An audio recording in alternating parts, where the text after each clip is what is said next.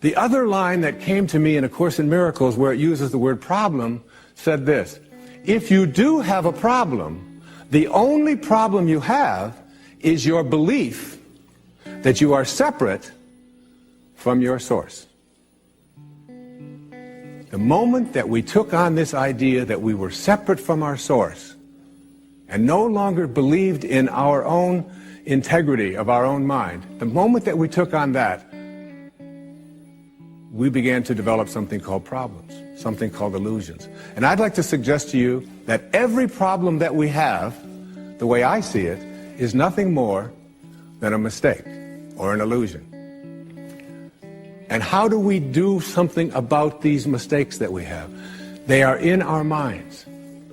You know, it says very clearly in most of the spiritual literature, as a man thinketh, so is he. Emerson, one of the people that we revere, who lived right here in Concord, said that the ancestor to every action is a thought. Once you start to understand that what you think about, your thoughts, is what expands and becomes your life, you start getting real careful about what you think about.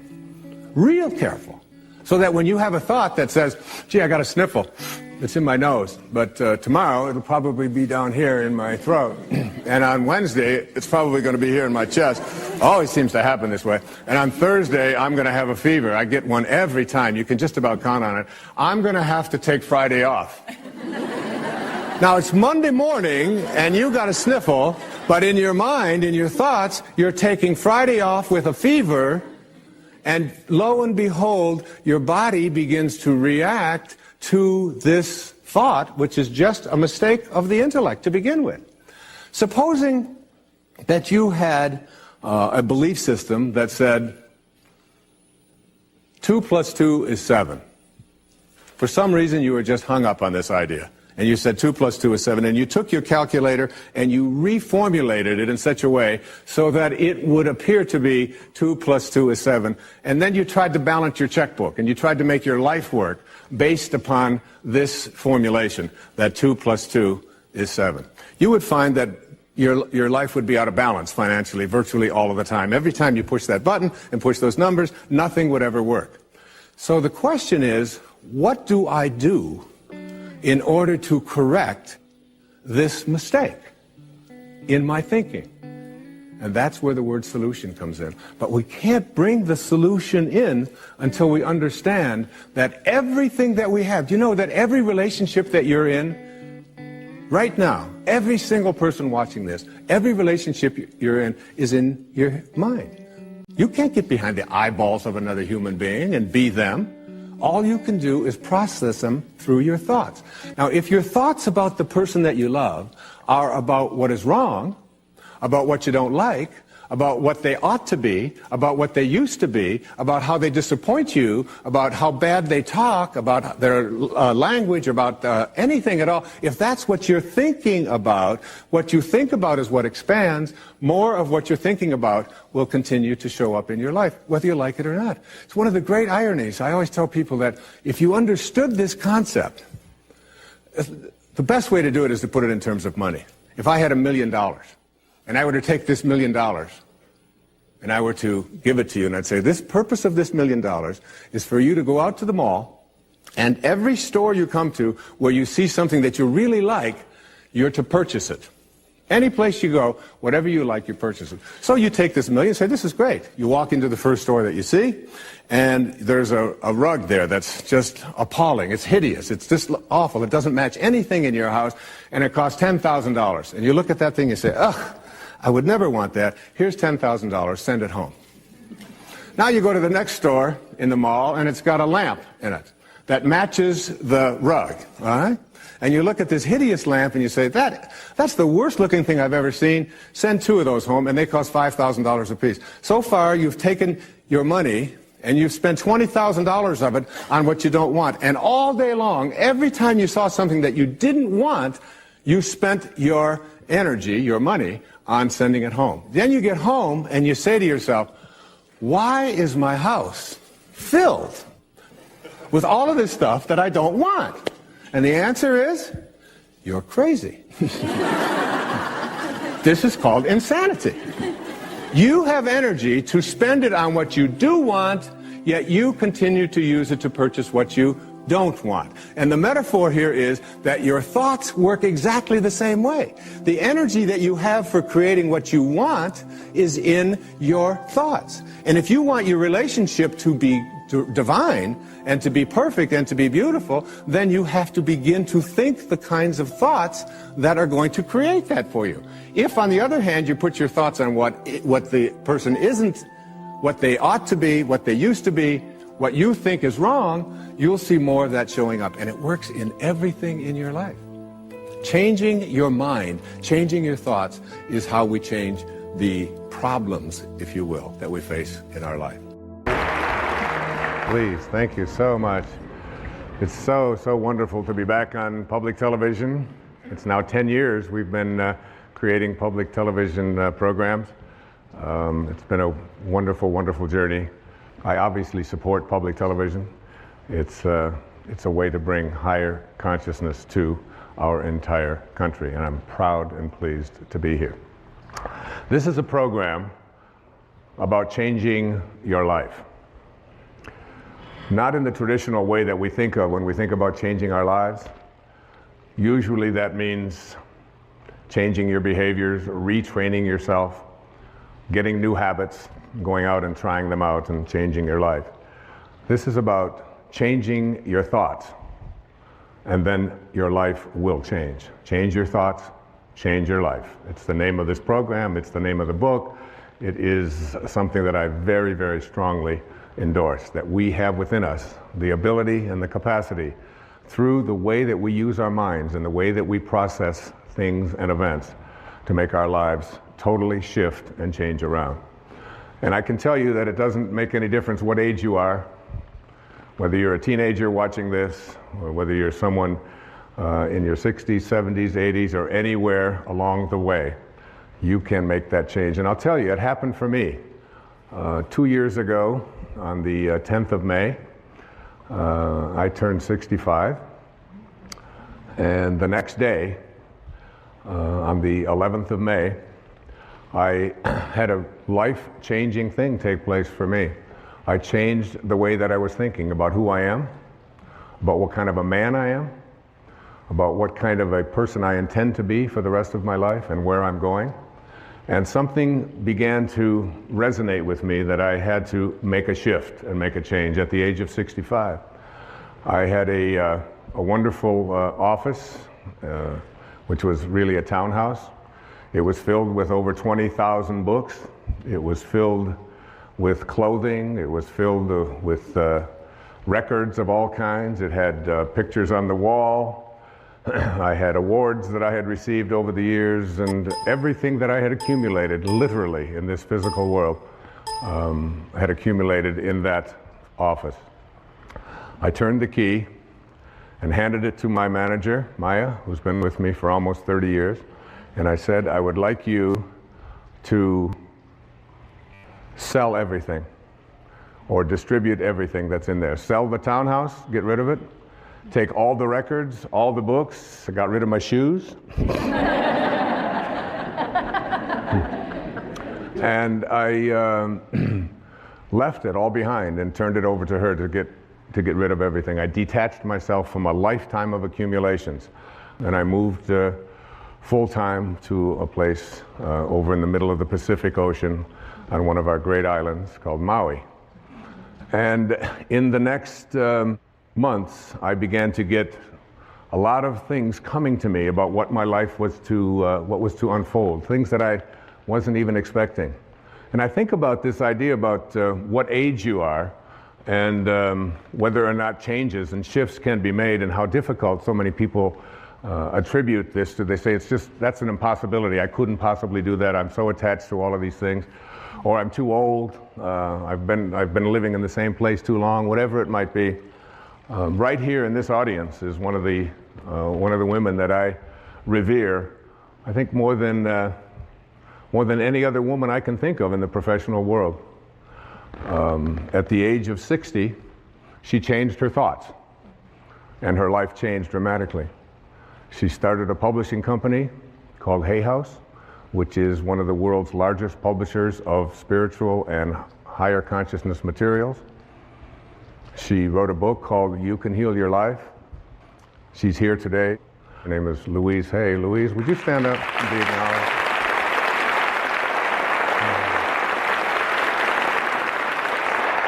Thank you, sweetheart. Louise, with a great number of people from all over the world, just celebrated her 80th birthday. So,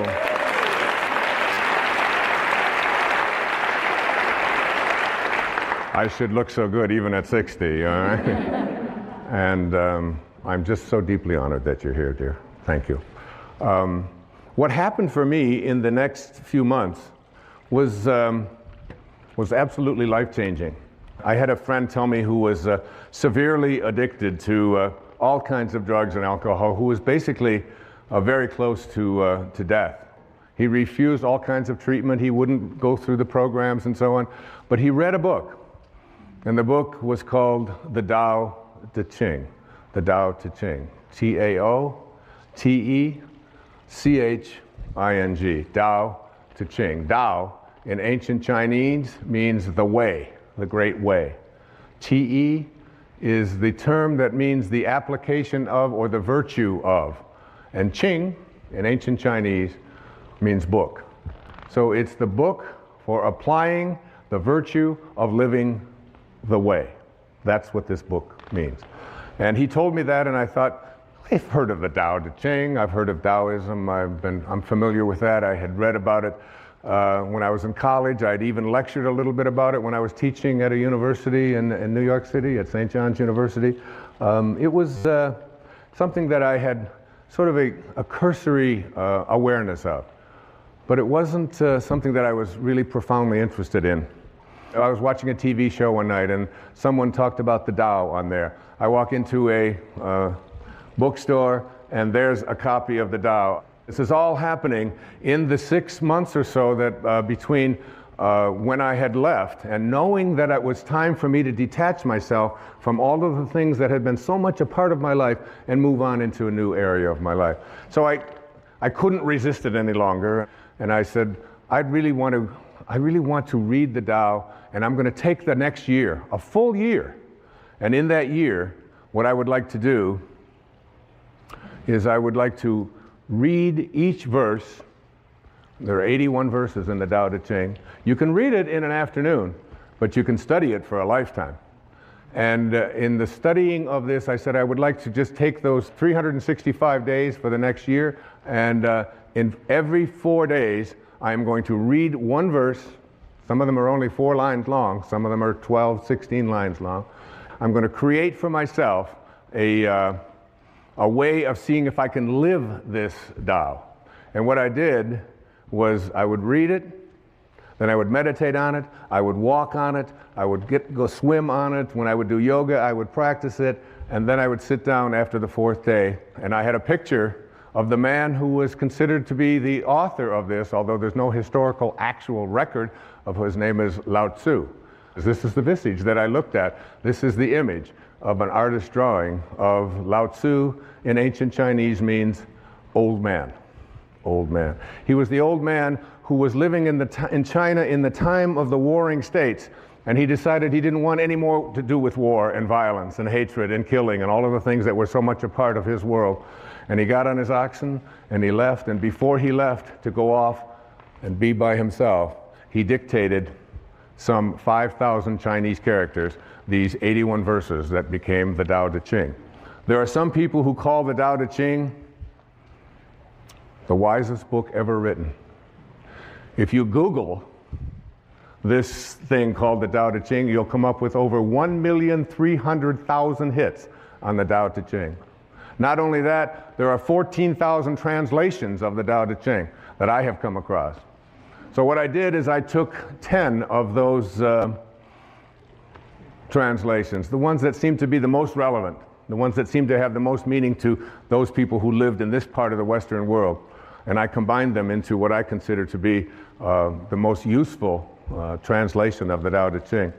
And each morning I would get up and I would look at this picture and I would ask, what is it that you would say to the people who are living now at this time, given the conditions that we have in our life right here? What is it that you would do?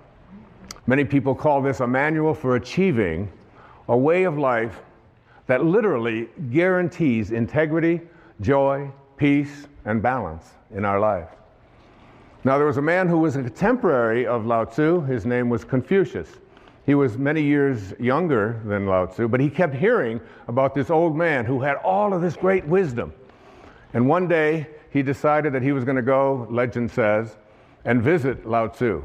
And he spent a full day listening to this man, because Confucius was someone in China who was trying to lay down all the rules of etiquette and how to conduct yourself and trying to dictate to the people what they should be. Lao Tzu had nothing to do with any of that. And when he went to see Lao Tzu, he came back and he talked to all of his people. And this is what he said. He said, "Of birds, I know they have wings to fly with. Of fish, that they have fins to swim with. Of wild beasts, that they have feet to run with. For feet, there are traps. For fins, there are nets. For wings, arrows. But who knows how dragons surmount wind and cloud into heaven? This day I have seen Lao Tzu, and he is a dragon." And there he is, a dragon.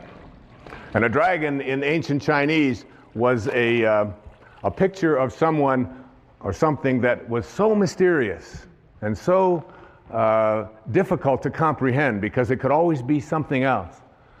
There was a great teacher who came many years after that. His name was Rumi, who was Jalaluddin Rumi, who was a great poet, a Persian poet in the 14th century. And he had a line. He said, "The day that you were born, a ladder was set up to help you to escape from this world." I believe that the Tao Te Ching and this thing that I have done, this Change Your Thoughts, Change Your Life effort that I spent 1 full year on every single day, doing exactly what I just said, is a ladder that will help you to return. In the Tao, there's a very famous line. The 40th verse of the Tao says, "Returning is the motion of the Tao." Returning is the motion of the Tao. So that all of us came from a divine spiritual essence, invisible. Everything in the world of form emanated from something that is formless. There was a split second when you went from non-being to being. And what Lao Tzu was trying to teach was to be able to return to that place from which you came and live your life from the spiritual perspective and become a God-realized being. Another great poet, T.S. Eliot, once said, "We shall not cease from exploration. And at the end of all of our exploring will be to arrive where we started and to know the place for the first time." For the first time. What I'm asking you to do, and what Lao Tzu seemed to be saying, was learn to die while you're alive, because you will ultimately return. All of us have a return trip, a round trip ticket when we came in, didn't we? But if you could learn to die while you're alive, and there's a great story. I have to tell you this story. I want to read this story to you.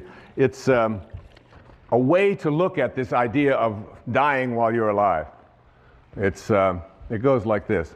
To die while we are alive gives us the only opportunity we will ever have to get outside of this package that houses us temporarily. There's an ancient parable that repeated generation after generation by the spiritual masters of India, which illustrates this point. Listen to this wonderful story. A traveler from India went to Africa to acquire some local products and animals, and while in the jungle, he saw thousands of beautiful, multicolored talking parrots. He decided to capture a talking parrot and take it back as his pet. At home, he kept his parrot in a cage, and he fed him, and he gave him wonderful seeds and honey, and played music for his pet, and generally he treated him very well. When it was time for the man to return to Africa 2 years later, he asked his parrot if there was any message that he could deliver to the parrot's friends who were back in the jungle. Well, the parrot told his master to say that he was very happy in his cage, and that he was enjoying each day, and to convey his love. Well, when the traveler arrived back in Africa, he delivered the message to the parrots back in the jungle. Just as he finished his story, a parrot with tears welling up in his eyes fell over dead. The man was alarmed, and he decided that the parrot must have been very close to the parrot in the cage, and that this was probably the reason for the sadness and for his demise. When the traveler returned to India, he told his pet what had happened. As he finished his story, the pet parrot's eyes welled up with tears, and he kneeled over dead in his cage. The man was astounded, but he figured that his pet died from the despair of hearing of the death of his close friend back in the jungle. The trader opened up the cage and tossed the dead bird outside onto the trash heap. Immediately, the pet parrot flew up to a branch on the tree outside. The trader said to him, "So you're not dead after all. Why did you do that? You tricked me." And the parrot responded, "Because that bird back in Africa sent me a very important message." What was the message? The trader wanted to know. He told me that if you want to escape from your cage, you must die while you're alive. We must indeed die while we are alive, in order to be able to look back at our waking consciousness and see ourselves trapped in our cage, which in our case is our body. And then we will see how unnecessary it is to remain caged. Isn't that a great story? I love that story. Yeah, you can applaud. What I encourage you to do is to create for yourself a sacred space. And in this sacred space, I would like you to place everything that has energy value to you. Photographs. I have this photograph that I looked at every day for 1 year and began to talk to after a while. It's a little weird, but you begin to get this idea. And those of you who wonder why I am wearing no shoes, I'd like you to know that where I live, you never walk into a sacred space with your shoes on. It would be considered dishonorable to do so. And to me, this stage, this setting, this beautiful place, and this beautiful symbol is a sacred, sacred space. I live without shoes. I heard it said once that if you wear shoes everywhere you go, the whole earth will feel like leather. And it's nice to feel what the earth feels like and to feel that naturalness. So in that sacred space, you will feel the energy of the photographs, of any mementos that you have, of pictures of your children, of drawings, of statues, of anything at all that you can think of. I have a beautiful sacred space, and it calls me. And as it calls me, when I go into that place that is so profoundly sacred to me, the most beautiful things begin to happen for me, particularly in the middle of the night when no one else is up, and I feel closest to God, and I feel closest to this beautiful old man who sent so many important messages to me through his Tao Te Ching and in my meditations to help me to create this program, Change Your Thoughts, Change Your Life, Living the Wisdom of the Tao. What I would like to do now is to look at some of the key thoughts that I would like you to think about and consider changing as you become a person who becomes more God-realized. That is, someone who has died but stayed alive and returned and went back on that return trip. The first of these thoughts to change is to change the idea that I can't trust in my own nature to I trust in my own nature. Did it ever occur to you that you have a nature, that nature is so profound and is always calling you. You know it. No one else can know it. No one else can impose it on you. No one else can tell you what it is that you feel in here that you know is why you're here and what you're doing here. There's no one else can explain that or explore that with you. You can't share it. Everything in the universe has a nature. Your dog has a nature. A crocodile has a nature. A duck has a nature. A crow has a nature. Everything has its nature. Everything has a dharma, including you. But what we've learned and we've grown up to believe is that I can't trust in that nature. My nature, to trust in your nature, to know that you came from a divine place of well-being and to trust in it. Listen to this, verse 38 of the Tao, a few lines. The great master follows his own nature and not the trappings of life. A truly good man is not aware of his goodness and is therefore good. Think about yourself. The first moment of life, the very first moment, that speck when you went from nowhere, N-O-W-H-E-R-E, to now here, N-O-W-H-E-R-E, from nowhere to now here. Same thing, just a little question of spacing, just a little different spacing, all right? So you went from nowhere, now you're in now here, and where do you think you're going? Nowhere.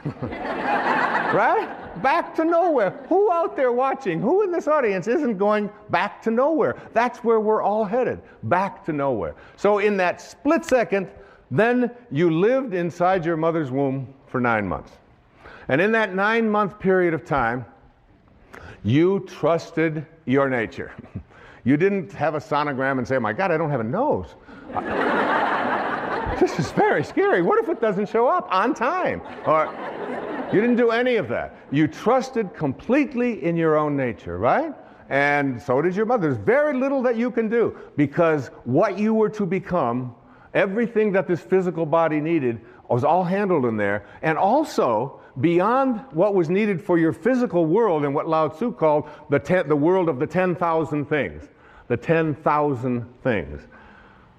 There's 10 zillion things, obviously, in the physical world, but that's how he named it, the world of the 10,000 things. And in that world of the 10,000 things, everything returns back to its source. But while you're in that place, and why wouldn't you believe, even maybe for a second, that not only was my physiology all handled for me, but everything else that I needed, if I could just stop interfering with it and stop other people from doing it, that everything I needed, and that's a big part of understanding change your thoughts, change your life. It's a big part of that. The idea that I have a nature that I can trust, not something that I have to be afraid of, and I can stop letting other people interfere with it as well. So what happens? We go through those 9 months, totally uninterrupted. We have no questions. Everything works out. And then what? We say the very first thing, we pop out after 9 months, we'll take over from here. That was good work. Nice work, God. Thank you very much. And so what we'll do is just sort of edge you out of here, you know. So we edge God out. We take on an ego, E-G-O. And we edge out and we say, we'll take over. And we have an ego, and this ego, what this ego does is it takes on a set of beliefs. And these beliefs are that I am what I have, that I am what I do, that I am what other people think of me. So we're raised to believe that the more stuff I accumulate, the more things that I get, this is who I am. The more that people like me, this is what I'll get, and on it goes. I want to tell you a story. It's a story of one of my children.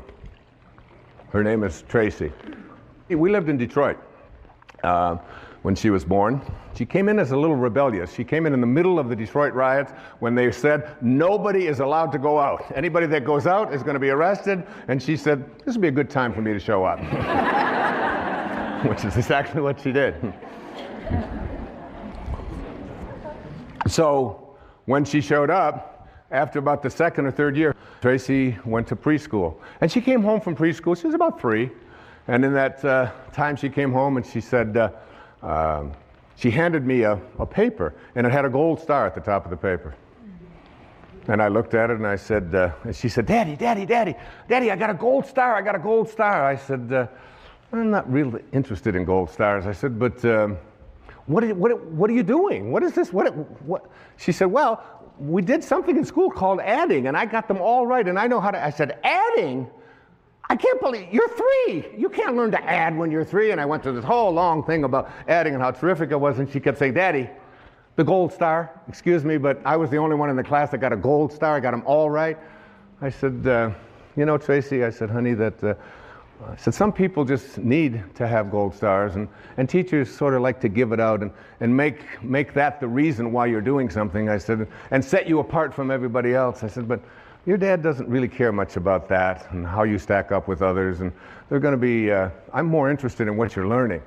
And she said, okay, she was used to that. She had a weird daddy, and she knew that. So about another month or so, she came home with a paper that had looked like it had a gold star on it, but it had obviously been taken off. Her little thumbprints were all over, but there was a place where there had been a gold star. It was taken off. And I said, what's this? Oh, she said, we're now doing subtraction. And I said, subtraction? That's amazing. And I took over by her dresser. I said, you know that money you got in your piggy bank? I put it in my pocket. I said, that's called subtraction. Isn't that great? And she said, give me that money back. And we talked about subtraction. Finally, I couldn't take it anymore.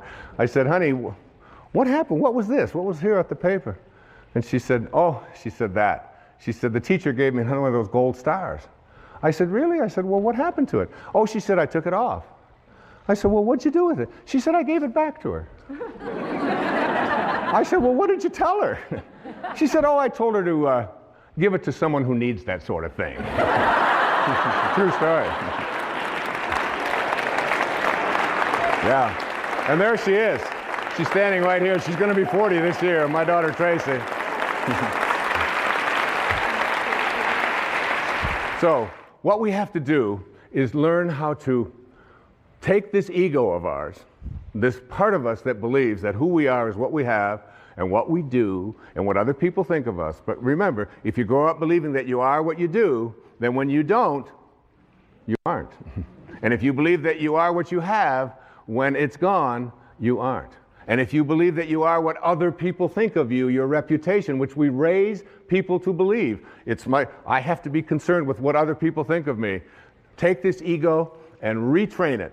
And one of the ways that you do to retrain it is, first, you take this idea that the ego has of fear.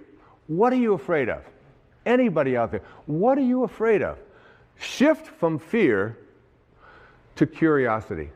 Become curious about what you're afraid of. That's what Lao Tzu taught me. Become curious about what you're afraid of. You're afraid of flying? Get curious about that. Get interested in that.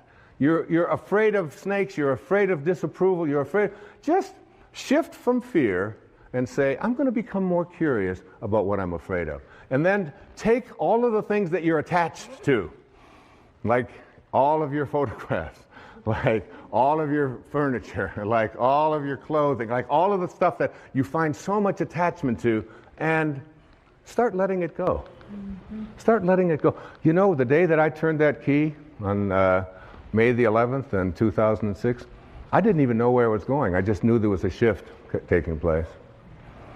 I felt freer than I'd ever felt, I think, in my life. In my mid-60s, out there on a whole new adventure. And here we are talking about it on national television, on PBS. Take that idea that you have to be attached to things and know that you came in with nothing, with no thing. And you're going to leave with nothing, with no thing. And understand that your life is a parenthesis in eternity. Live there without attachments. And then take your need to be in control of yourself, of others, of the situation, and shift from control to trust. Begin to have a trust. Lao Tzu is profound about this. In each one of the 81 verses, it comes up about 60 times as you look at letting go and letting God, allowing yourself to trust in your nature, allowing yourself to no longer believe that everything has to be controlled by me, and that other people no longer have to be in control of me as well. Begin to trust. Just like you did for the first 9 months. You trusted. Your nose showed up. Your height showed up. Your eyes showed up. Whatever. It all showed up. It's all perfect. It's all divine. So why not wander through your life and have this wonderful, peaceful knowing that it's all fine?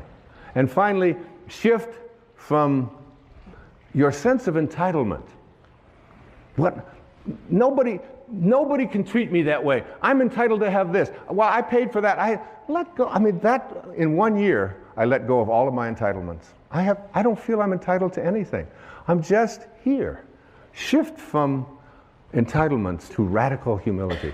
Lao Tzu speaks about it so often. Stay humble. Stay low. The greatest leaders are the ones who do the least. The ones who stay back and just model and allow. And at the end of the day, in one of the verses of the Tao, it says, the people will say, we did it ourselves. We did it ourselves. In verse 49 of the Tao Te Ching, here's an exact quote. The sage is kind to the kind and kind to the unkind, because the nature of his being is kindness. And also, be wise and help all beings impartially, abandoning none. You know what I do? Just before I did this program, I have to admit I was nervous. I was humbled by it. Like who are you, Wayne Dyer? Who are you to read the Tao and believe that you can interpret it on television and interpret it in a book and spend a year and say, like, I got real humble with that. And you know what I say? Tao, which is just another word for God, or Source, or Krishna, or Allah, or whatever you want to call it, guide me. Guide me now. I have that awareness before I come out. If you knew, it says in the Course in Miracles, if you knew who walked beside you at all times on this path that you have chosen, you could never experience fear or doubt again. I remember Mother Teresa saying to a dear friend of mine who was asking, what could he do? What could he do to do something for her? He was, his name was Pat McMahon. He was on KTR radio in Phoenix. And finally Mother Teresa said to him, you can do something for me. She said, tomorrow morning, get up at 4 a.m. and go out onto the streets of Phoenix and find someone who's living there who believes that he's alone, and convince him that he's not. That's what you can do. That's how saints talk. That's how Lao Tzu spoke. Okay, let's go on to the next thought. To change. So you're changing from not trusting in your nature to trusting in your nature. You change your thought from I need more to what I call living contentment. What is this thing about more? It's the mantra of the ego, isn't it? I have to have more. I have to collect more stuff. I have to have more friends. I have to have more money. It's more, more, more, more, more. When where you came from nowhere. You don't need anything. It's a continuous bombardment that we are all exposed to in this whole world of believing that we have to have more. It's one of the reasons why I love public television so much. You don't see ads on PBS. You don't have to be constantly exposed to the idea that you have to have more and you have to get more, and if you don't have this, then you're not complete, and so on. So we get bombarded with this idea of attracting more. And Lao Tzu says, live contentment. Live in a state of being contented. Here's verse 81, the last verse of the Tao Te Ching. My favorite translation of it, and I put it right into the book. Sages do not accumulate anything, but give everything to others. Having more, the more they give. It's a great lesson. My son Sans, who's, we're very, very close. We just spent a couple of months together over in Maui, just being together, just being. It was a divine time. And he came home with, it was last summer, he came home with 4 t-shirts that he loved. And I said, well, honey, which one do you like the best? He said, well, that one over there, that blue one, it's got the writing and it's got the drawing and it's got a surfer and it's got, I said, that's great. I said, I'd like to have that one. He said, no, Dad, that's my favorite. That's the one I like the best. I said, I know. I said, that's the one. Would you mind if I had that one? He said, I would mind a lot if you had that one. He said, maybe you can have one. I'm not so crazy about this one over here. I said, so you're going to give me something you don't like? I said, that's the one. I love that because we have the same taste. Could I have that one? He said, Dad, you're crazy. He said, you can't have my favorite T-shirt. I said, well, I want you to think about that. I want you to think about detaching and letting go and not needing to have more. And he's heard me talk about this stuff his entire life. So finally, he just, I went in and I tried it on and I said, this thing looks so great. Looking in the mirror, he said, Dad, that really is mine. I said, yeah. I said, but you're going to give it to me. He said, no. I said, yeah, well, just think about it, because I'm your dad, and I'd really like to have this. And so he reluctantly parted with it. And so that evening, I was still wearing the shirt, and he looked at me and he said, oh, that's my shirt. I said, Sands, I said, you gave me the shirt. I said, I'm going to wear this shirt until you are happy that I have your favorite shirt. I'm never going to take it off until you are happy. He said, well, you'll be wearing that shirt a long time. I said, well, that's okay.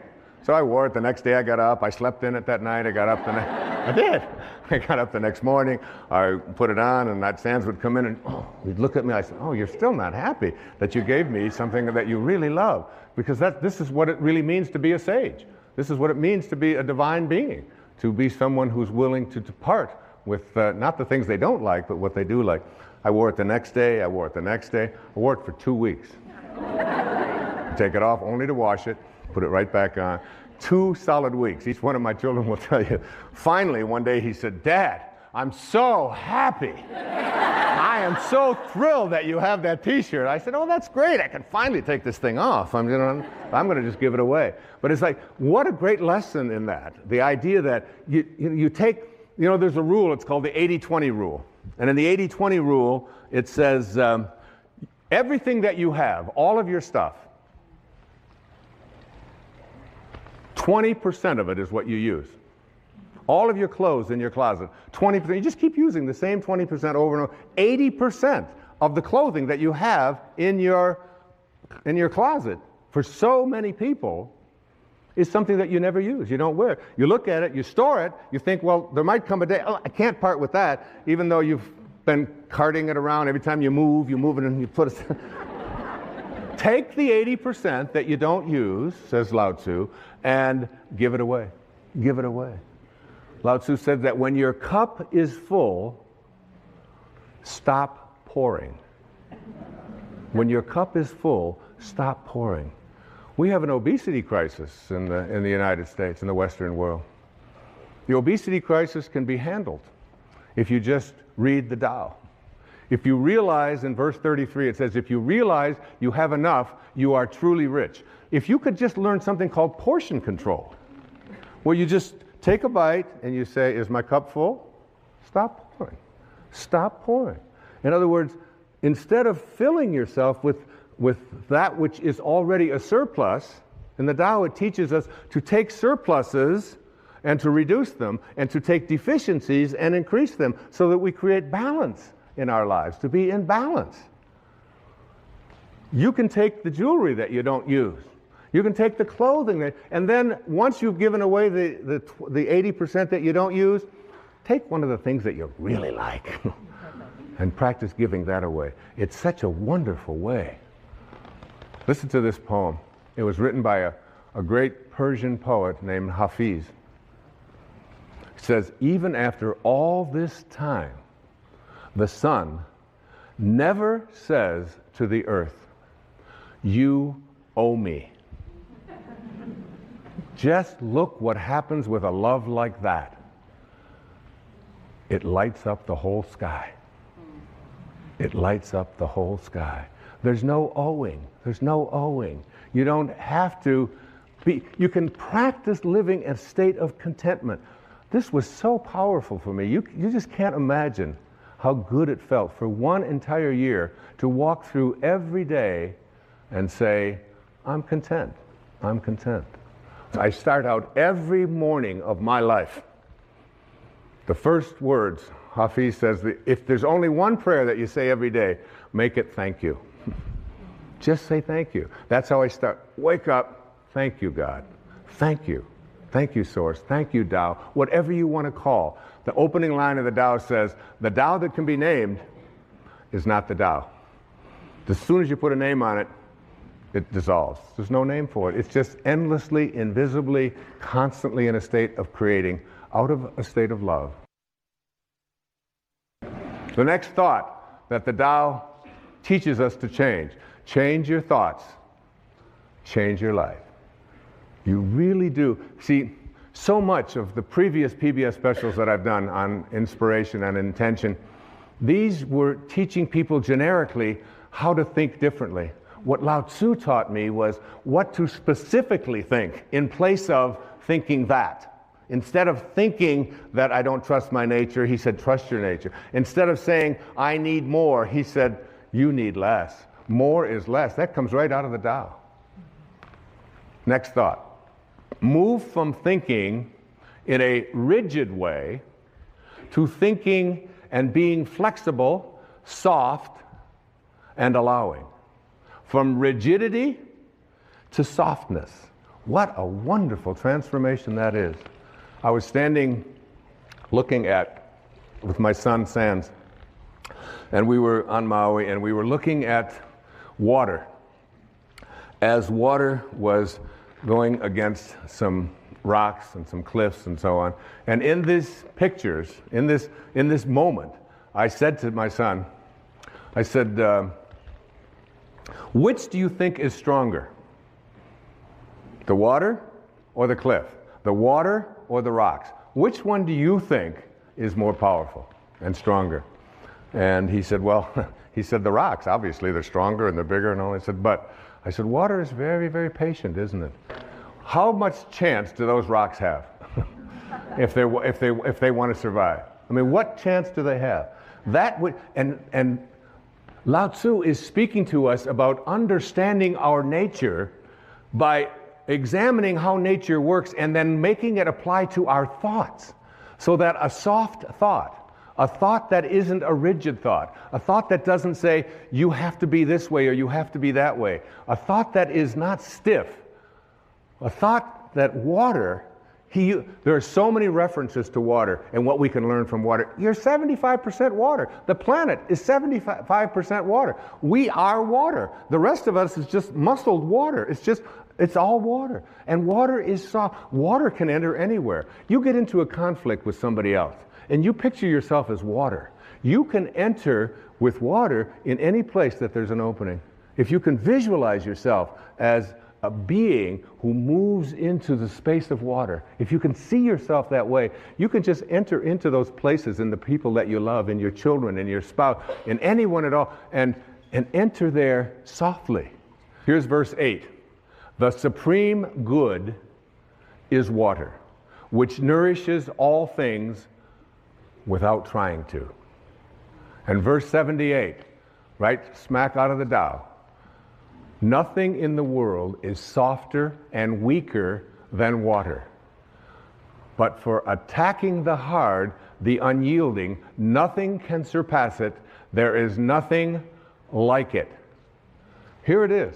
I asked when they designed this set, this beautiful set, and thank you designers for this, I asked if I could have water on the stage. They did it. They figured it out. There's Now, I'm going to try to get some of this water, okay? So you get down here and you just, I'm going to just scoop this up. And okay, now tighter you hold it, the less chance you have of doing anything with it, isn't it? How can I experience water? The way to experience water is to just get soft, just get unbending. And there it is. That's what water is. The minute I grasp it, the minute I try, and Lao Tzu is saying the same thing is true in everything in your life. The more you grasp, the more you try to hold on to it, the more you try to be rigid with it, the less control you have of it. The softer you are, the less rigid you are, the more flexible you are as a person, the more you can accomplish. And this is a great way to practice in parenting as well.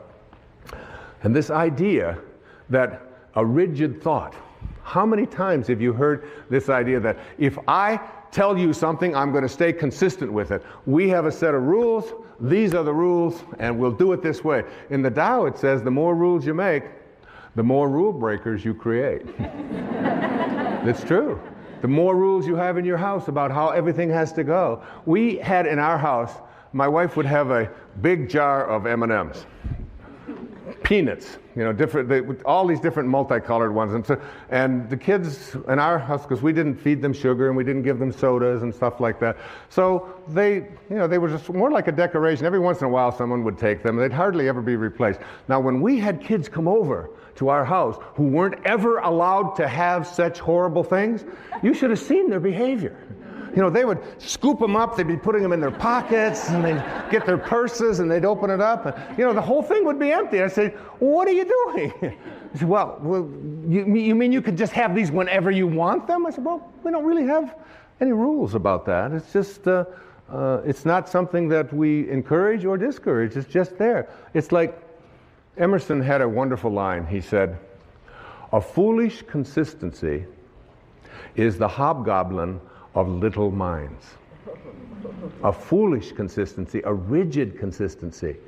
So that there are many people who will say, if I say it on Monday, you can be absolutely certain that on Wednesday, I'm going to believe the same thing, regardless of what might happen on Tuesday. Now, Tuesday might have something real that you might want to be changing your mind. You might want to say, I thought that this time, but now I've seen this, and now we can shift. And you can see how this can become and so much about the Tao is on leadership. Leadership in the family, leadership in the community, leadership geopolitically. Less rigidity, more openness, more willingness to listen and say, I changed my mind.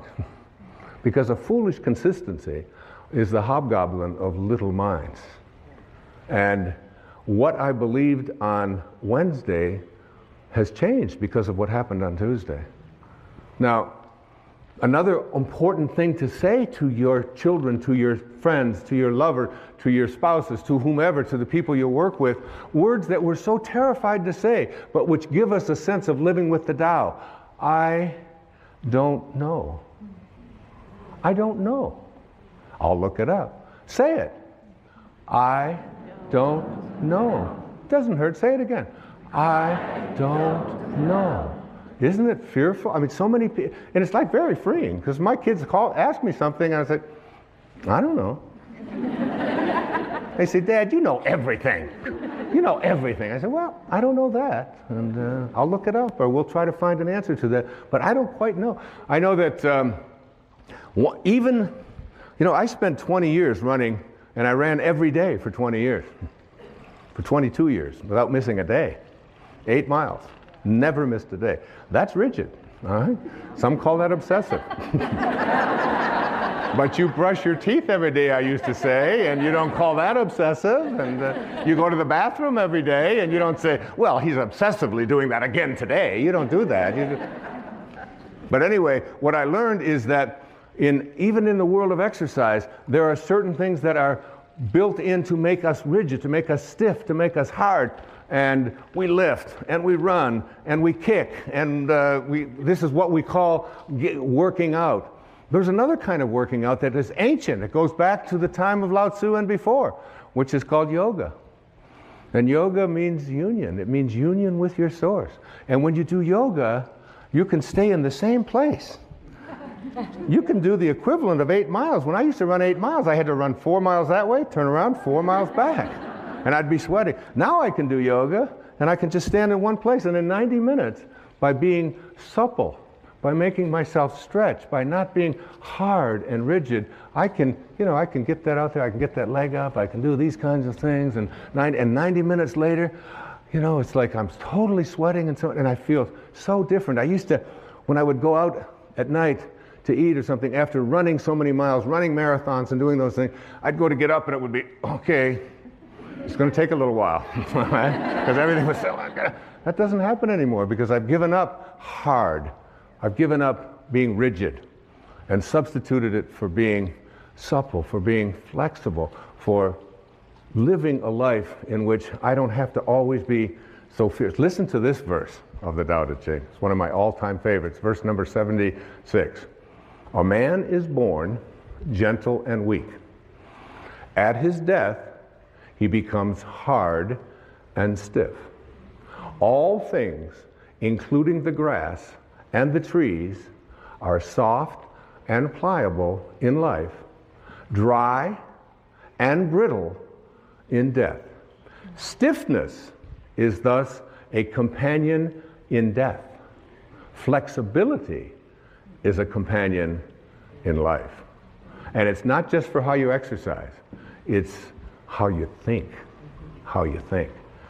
In front of my place on Maui, there is a beautiful set of 11 or 12 palm trees.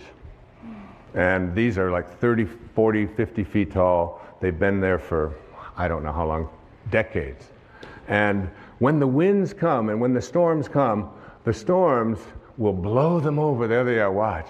And they're just these amazing elastic things. I learned so much from these things. I go out there, when I wrote the essay in the book on the verse 73, I just went out there with the palm trees and I would just commune with these palm trees, and they go all the way up and then they come all the way back.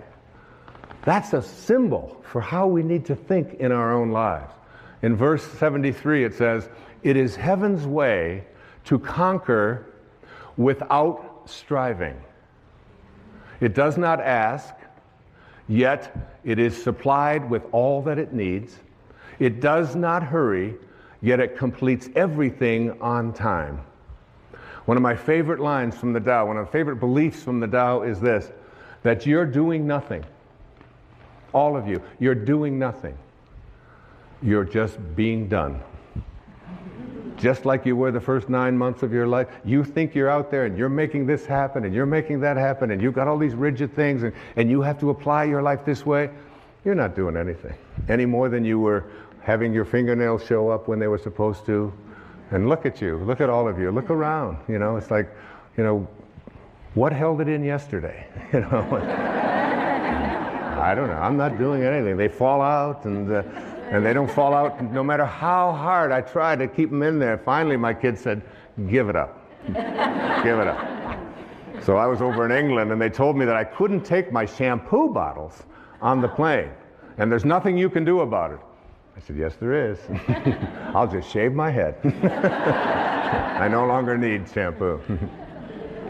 Okay, so we want to move from stiffness to flexibility. The next thought that I'd like to see us change, that the Tao taught me so much, was living by interfering, to shift that to living by not interfering. Do you know that every one of your children have the anchor of the universe located within them? And that Khalil Gibran, this is a paraphrase, he said, your children are not your children.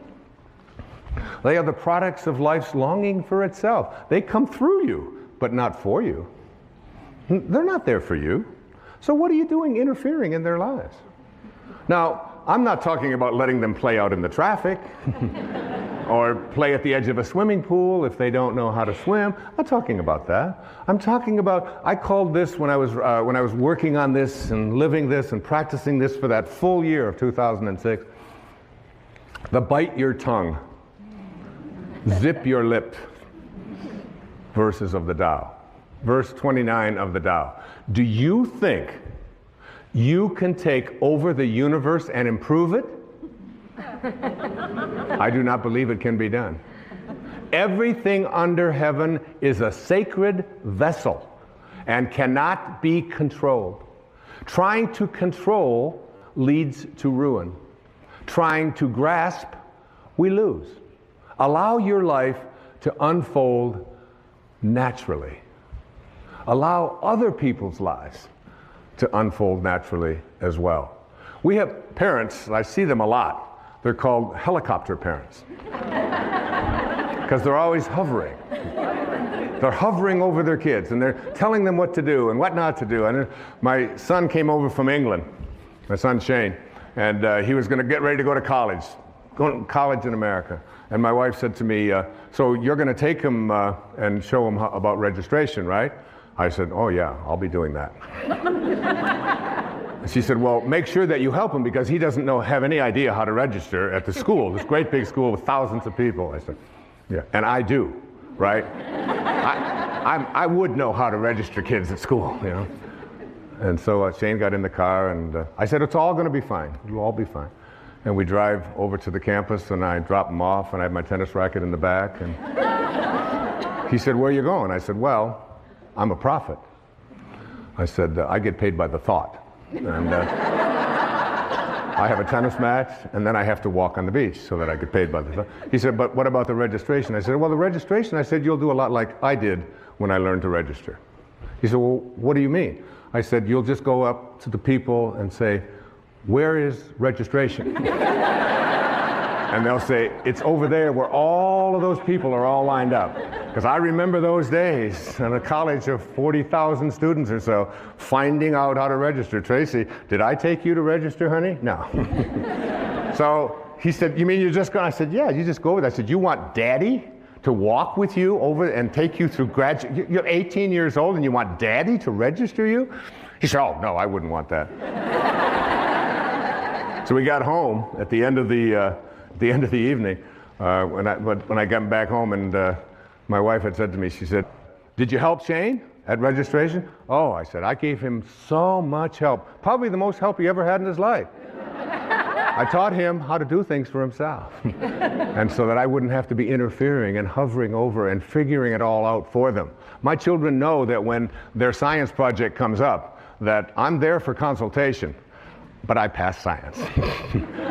I got through that myself. And you'll be doing your own science project. If I can help you, I'll be happy to help you, but I'm not going to be getting the glue and figuring out how to make a time clock and all of that. I said, you know, just look at a clock. That's how you tell time for me, whatever it might be. And it's not an uncaring, and it's not a callous attitude at all. It's an awareness that your children have the anchor of the universe located within them. That's what Lao Tzu said. Now, my dear friend, who I love so much, she's right here in the audience, Carrie, right there, Carrie Evans from Maui. She has two beautiful little daughters. And she asked me if I would watch them one afternoon when my grandson, Carter, was visiting. I said, I'd be happy to watch them. She said, but you don't understand. I mean, they're gonna do this and they're gonna do that. I said, you just go off, and she was studying for an exam. I said, you go study, do whatever you have to do. I can handle 3 little kids out at the swimming pool for 3 or 4 hours. I can handle that. So she went off, very nervous, gave me lists, told me what to do, what they might say, what they might not say. And then if she says, now if Kylie says this, you tell Kylie, and if Kamiley says so, it's Kylie, Kamiley, and Carter. All right? So they go out there, and right here, there's a little pool over here, a little swimming pool. And I watch them over in the swimming pool, and Kylie takes the water and splashes my grandson, Carter, and splashes Kamiley, and Kamiley comes over to me and runs over within 2 minutes. Says, Kylie splashed me. Well, of course, I'm working on the Tao. Non-interference. And I said, splashing, honey, is in the way of things. When you're near water, splashing will take place. She said, yeah, but she splashed me. I said, you'll probably work this out. This will all be fine. And she stood there for the longest time with her little lip and so on, and finally she realized she wasn't getting anywhere with me. She went back. Before you know it, one of them had taken, now Kylie and Kamiley are teaming up against Carter. And they pushed him under or whatever. Now one of them is 5, and one of them is 4, and one of them is 7 or 8. And Carter comes running over as fast as he can, runs over. He calls me Bampa. And I'm Grandpa. Bampa. Bampa, Bampa, Miley pushed me under the water. I said, Carter, I'm a Taoist master. But Bampa, she pushed me. She put me under the water. I said, You'll just have to work this one out, Carter. I'm a Taoist master. This went on all for the first hour or so. But I noticed as I was less interfering and less interfering that they were working it out. They tried again after a few times. They'd come over and they wanted this and they wanted them pushed and wanted that. But each time when I let them know that I was watching and making sure they were safe, but I wasn't going to interfere. I wasn't going to resolve it. I wasn't going to settle their disputes for them. I wasn't going to be a helicopter parent, even for an afternoon. And the way that it resolved itself was they have the anchor of the universe within them. They have a nature. They know what to do. One of my favorite things always to say to my children when there's a conflict is, you know what the right thing to do is. What do you think? You know. You have it in your heart. You are a divine being. They all know that. I've said those words to them over and over again. You'll figure it out. You'll work it out. Not I'm going to interfere. I'm going to tell them what to do. You can practice this so many places, so many ways in your life, particularly as parents, even in business. It's very important in businesses to allow the people to say at the end of the day, right out of the Tao, oh, we did that ourselves. We did it ourselves. Mm-hmm. In the Tao it says, there's a time for everything, and everything in its time. There's a time for everything. Listen to this. There's a time for being ahead, and a time for being at peace. There's a time for being in motion, and a time for being at rest. There's a time for being vigorous, and a time for being exhausted. And in the Bible, to everything there is a season, a time for every purpose under the sun. I practice, this was so helpful to me, particularly as I do my yoga practice. And in my yoga practice, it's there are some very exhausting postures.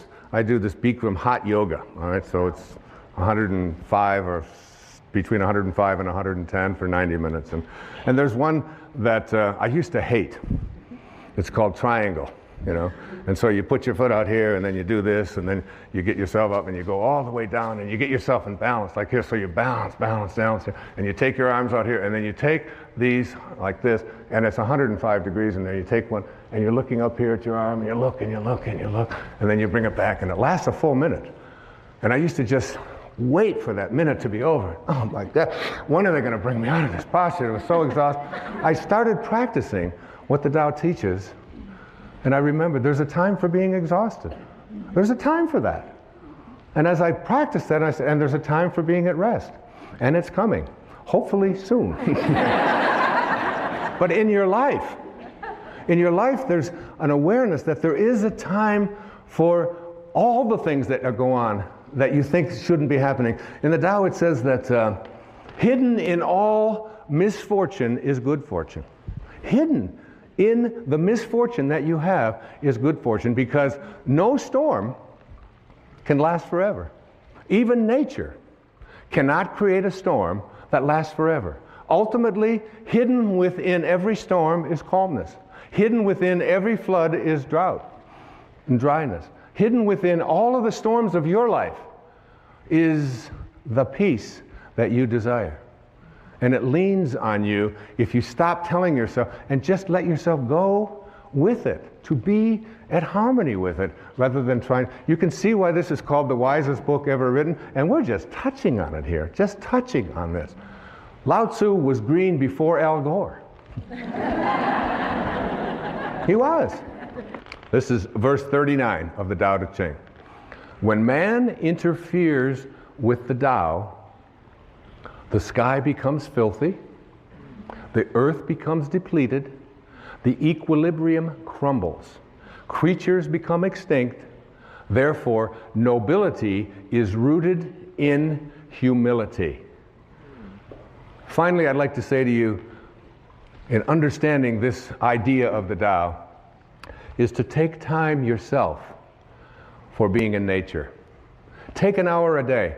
Every day of your life, take an hour a day, no matter how busy you are, no matter what scheduling that you have, to get out in nature. Walk barefoot on the grass. Walk barefoot. It's one of the great ways to overcome an inability to sleep at night. Just go out when you can't sleep and just walk on the grass, walk on the earth, and reconnect yourself. Now, go out and be with the tree and look at what you can learn from nature. Look at these trees. Look at these animals. You can study, look at that. You can study a flower like that is so magnificent as it's unfolding. That's an actual photograph of this thing growing and unfolding there. Be with that.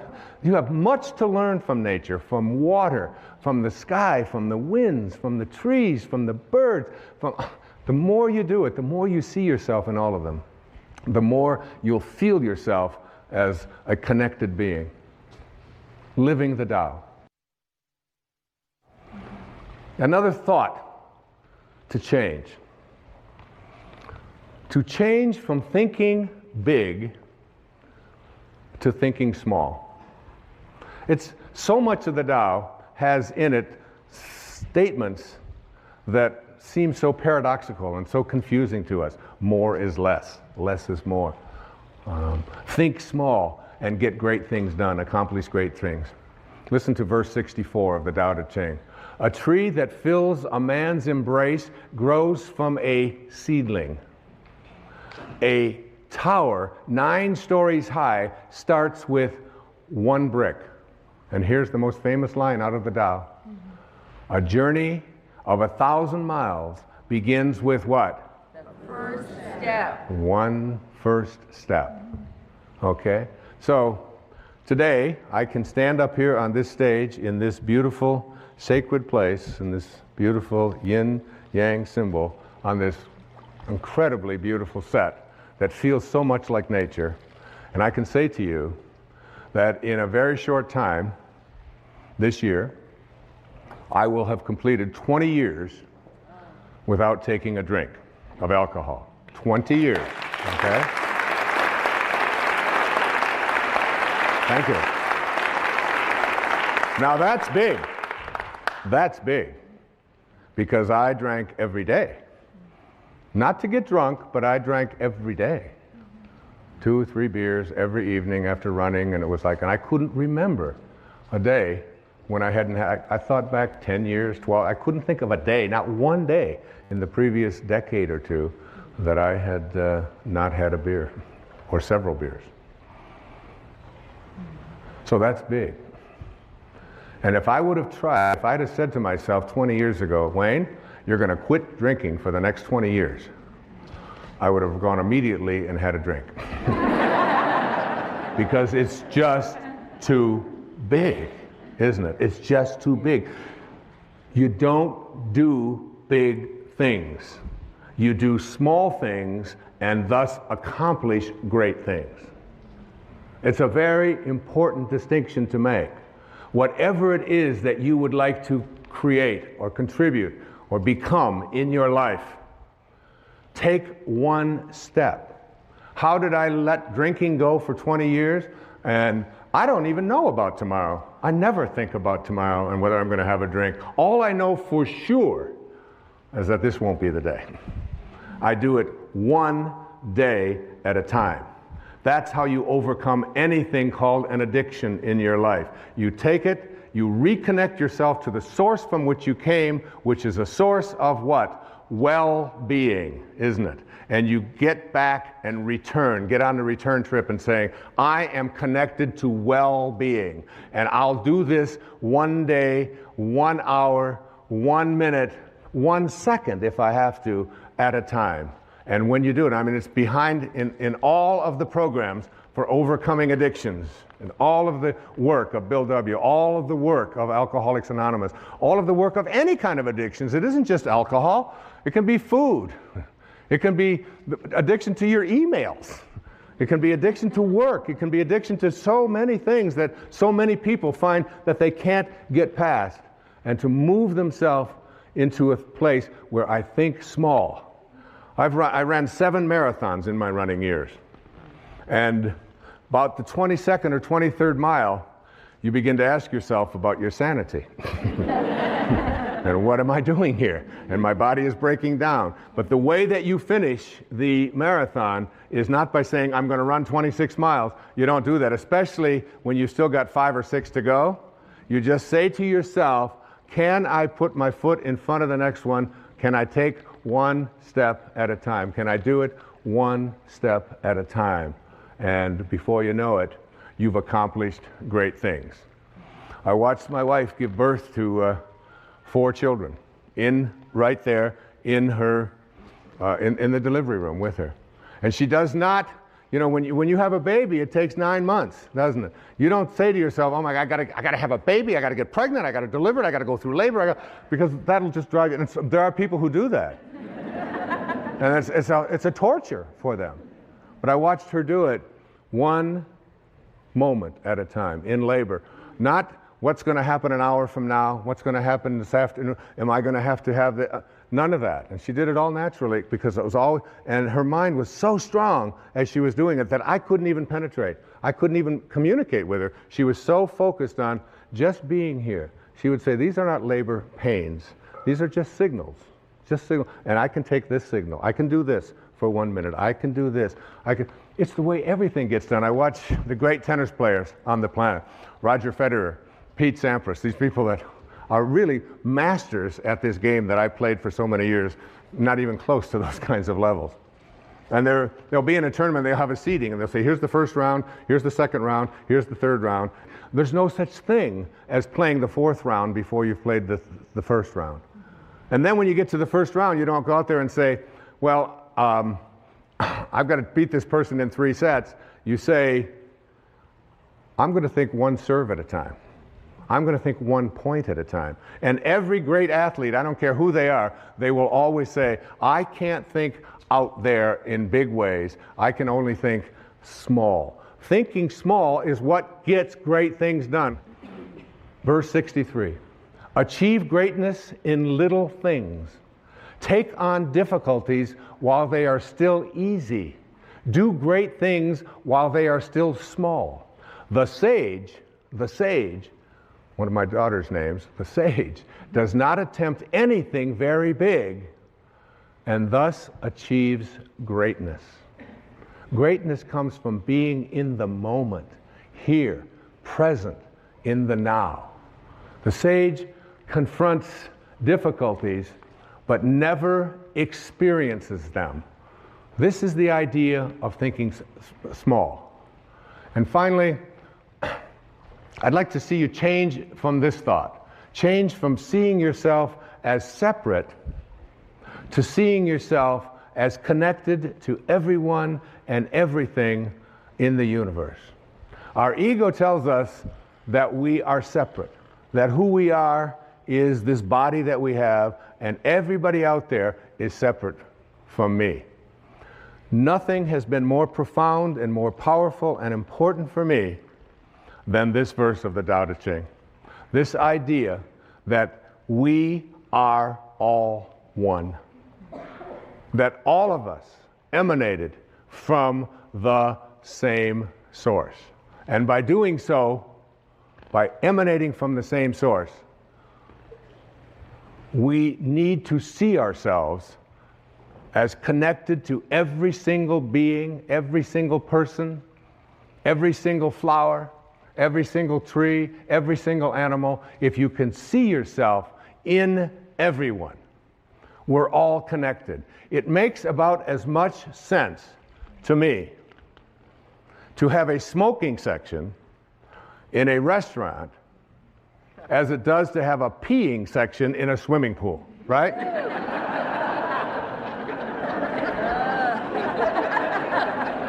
Oh, no, kids, no, don't pee over here. We pee over here. Does that make any sense? The Native Americans, one of my favorite quotes, I've used it many, many times. The Native Americans would say, no tree has branches so foolish as to fight among themselves. No tree has branches so foolish as to fight among themselves. We are all branches on a tree called humanity. When you read the Tao, when you read this idea about changing these thoughts and changing your life, you're going to see endless verses that speak to the absurdity of the idea of you having an enemy. The idea that you and anyone else on this planet is an enemy. In the Tao it says, I and enemy cannot exist in the same sentence. And he said, even those who go to war, the ones who will triumph in war are those who go to war without an enemy. And they will treat every victory in war not as something to celebrate, but as a funeral, as an indication that we haven't reached the highest place within ourselves to see that even those people that we judge to be our enemy are really connected to us. And it says in the Tao that a bad man is a good man's job, and a good man is a bad man's teacher. A good man is a bad man's teacher. So finding that and seeing that, listen to verse 10. Carrying body and soul and embracing the one, can you avoid separation? One who heeds this power brings the Tao to this very earth. This is the primal virtue.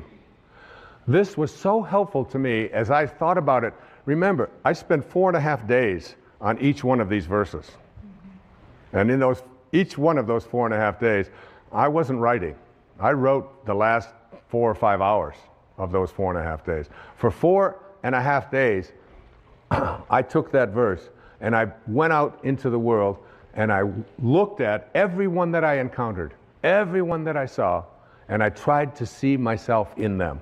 The person that was, dressed differently than I would dress, the person who was not as attractive, the person who was very old, the person who was very young, the person who used language particularly that was possibly offensive. When I would look out there and I would practice not judging, because the only difference between a flower and a weed is a judgment, isn't it? It's just a judgment. It's just a judgment. And if we want to end violence in our lives and in our society, we have to learn to change our thoughts. Remember the dandelions when I was growing up out in Michigan? We had these dandelions. The dandelions would have, at a certain time of the year, they would get all these little fuzz balls at the top of them. The yellow little flower part. I always liked the dandelions. I thought they were really beautiful. And then they'd have these little fuzz balls. Now imagine if you want to end the problem of dandelions on your lawn, and you see them all out there with all their little fuzz balls. So you go out there and you take a shovel and you turn it upside down and you start smacking all of the dandelions like this. And what do you do when you use violence to attempt to end the presence of these dandelions, which are problem for you on your lawn? Is they all scatter. And then in the spring, guess what you got? You got more. You got new generations of dandelions. There's such a lesson in that, isn't there? There's a great lesson that when we use violence as a means to resolve our disputes, whether it's individually with each other, or whether it's in countries, or whether it's in communities, whenever it is that we resort to that kind of not seeing myself in others, and out of this kind of a consciousness will emerge those people who will ultimately begin to get this. Because if we don't get it, if we don't really get it, civilization as we know it will not survive.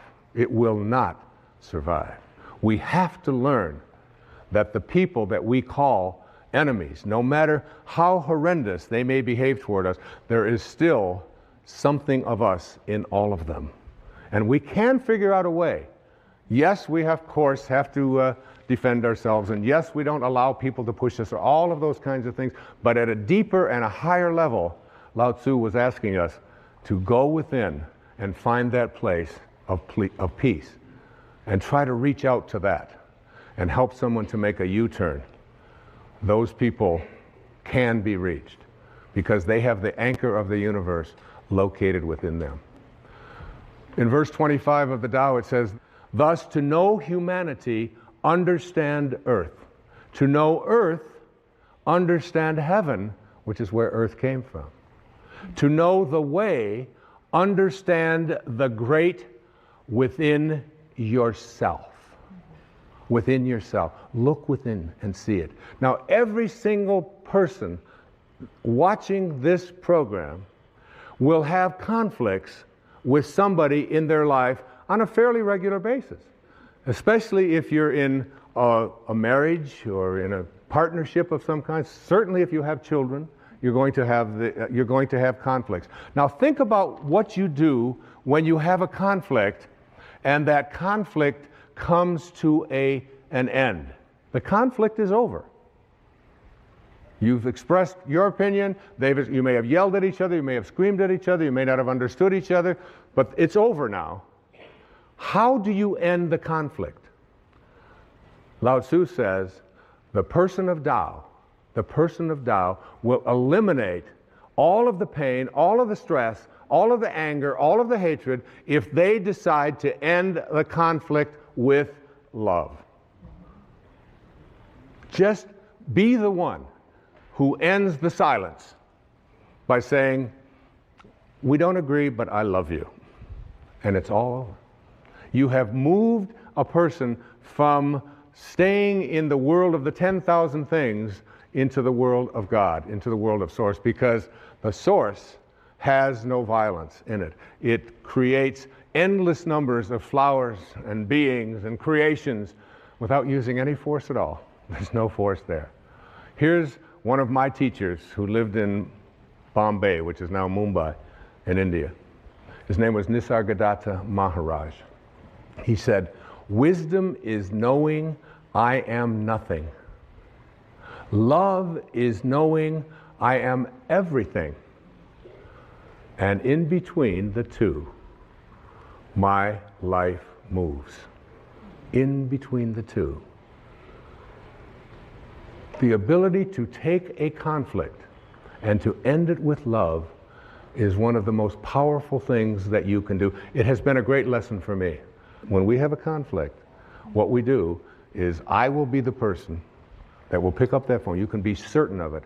I will end that conflict with love. And guess what that does to the conflict? It's over. It's over. You can't pick a fight with someone who just doesn't want to fight anymore, who just sends you love. So I want to summarize some of these thoughts, and there are so many. Change your thoughts based upon the wisdom of the Tao, and your life will change. There's many principles to live by in the Tao. First, remind yourself that there is no way to happiness. Happiness is the way. Bring happiness to all that you do. You accomplish much by trying less. It's so inconsistent, isn't it, with what we lived in the Western world. But the less you try, when I go out and swim in the ocean, and I do it almost every day, I try to do between 30 minutes and an hour every day, being out there in that ocean. And I just get out there, and if I try less, my arms just seem to know what to do, and the breathing just all works, and and I can swim all day. As soon as I try, as soon as I struggle, as soon as I try, the minute that I move myself into trying, it's like if I were to take this little cap here and drop it right there and say, I'm going to try to pick this up. I'm going to try to pick this up. This is what Lao Tzu was speaking about. So all of this, I'm trying, I'm really trying. All of this is called, in reality, not picking it up.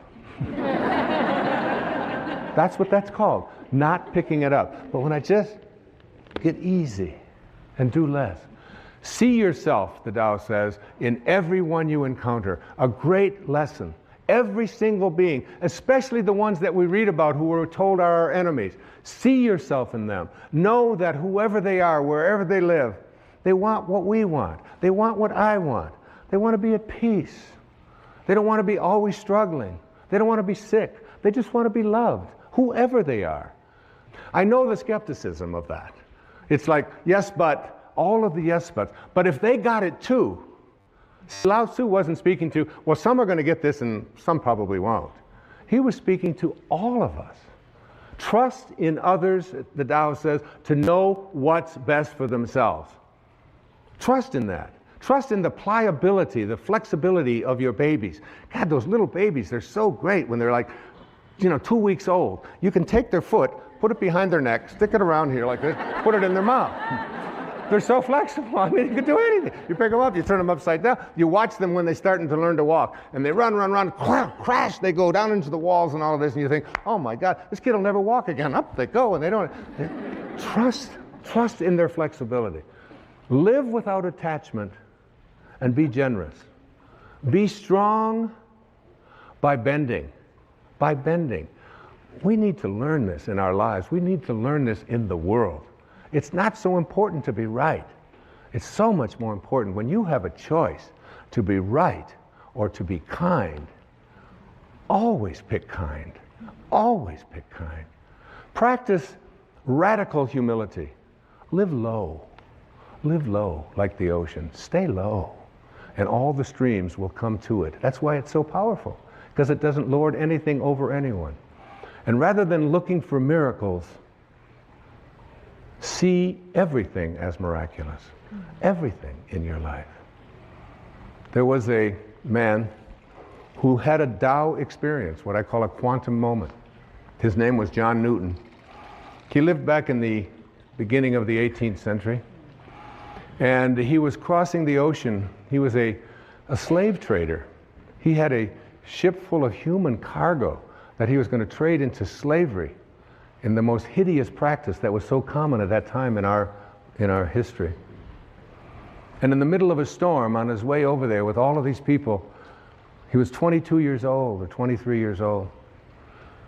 And he thought he was going to die, and he thought it was like he must have hit a hurricane or something out there that was before satellites could warn people. And while he thought he was in that state of dying, he took out a pencil and a paper, and he wrote on the back of an envelope, he wrote, "I once was lost, and now I'm found." And it was grace. It was grace that taught my heart to feel. It was grace that brought me home. And when the storm was over, he had a moment. He reconnected to his source. Anybody out there can reconnect to the source, to the Tao, and become a being of Tao. Remember, it's a return trip. And you can make that return trip while you're alive. Remember the parrot. He knows much more than we did. And he returned back to Africa, and he released the slaves, it is said. And for the next 55 years of his life, he shifted and became the most ardent spokesman as an abolitionist to abolish that hideous practice of slavery. That what he devoted his life to it. A former slave, it's like going from Saul to Paul, from being a person who crucifies and murders Christians to being the author of a big portion of the New Testament as St. Paul. In a moment, it's possible for any of us. And there's a lady who I think has one of the great voices on this planet today. Her name is Cecilia, and she has been traveling with me. She's from Norway. She has sung at conventions and places that I have been. She sings, we call her the nightingale, don't we? She's an angel. She sings like an angel. And she's accompanied by the whales. These whales, these beautiful creatures who are in my front yard every morning on Maui, the humpbacks, who have these beautiful tails that flash and flash, and some days I'll be walking along the beach and I will hear someone say, "Honey," this guy was having on a honeymoon there, and he said, "Honey, come on in. You can hear the whales singing, they're all singing." And she's going, I don't think I want to get my feet wet, and I don't think I get my hair wet. And he said, "No, but you can hear them." And I flew into there with my clothes on and went underneath, and I stayed under there for like an hour, up and back, listening to these sounds of the whales, these beautiful creatures in nature, these natural beings who I feel so connected to and so a part of. And she sings accompanied by the whales. Now, getting those whales into the sound booths and getting the earphones on, very, very difficult. You got to really appreciate what we did here to bring this to you. Right? And here she is. Her name is Cecilia. She sings Amazing Grace, accompanied by the whales. One of my truly favorite people and greatest singers I've known. Cecilia?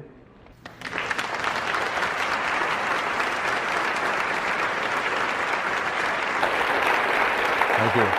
Namaste. I want to close this beautiful presentation on the Tao, Cecilia, with a poem that was written by a woman. Her name is Naomi Long Madgett. She's from Detroit, went to Wayne State University. She was named the Poet Laureate of Detroit, an acclaimed African-American poet. Listen to these words. It sums up all that I've been saying.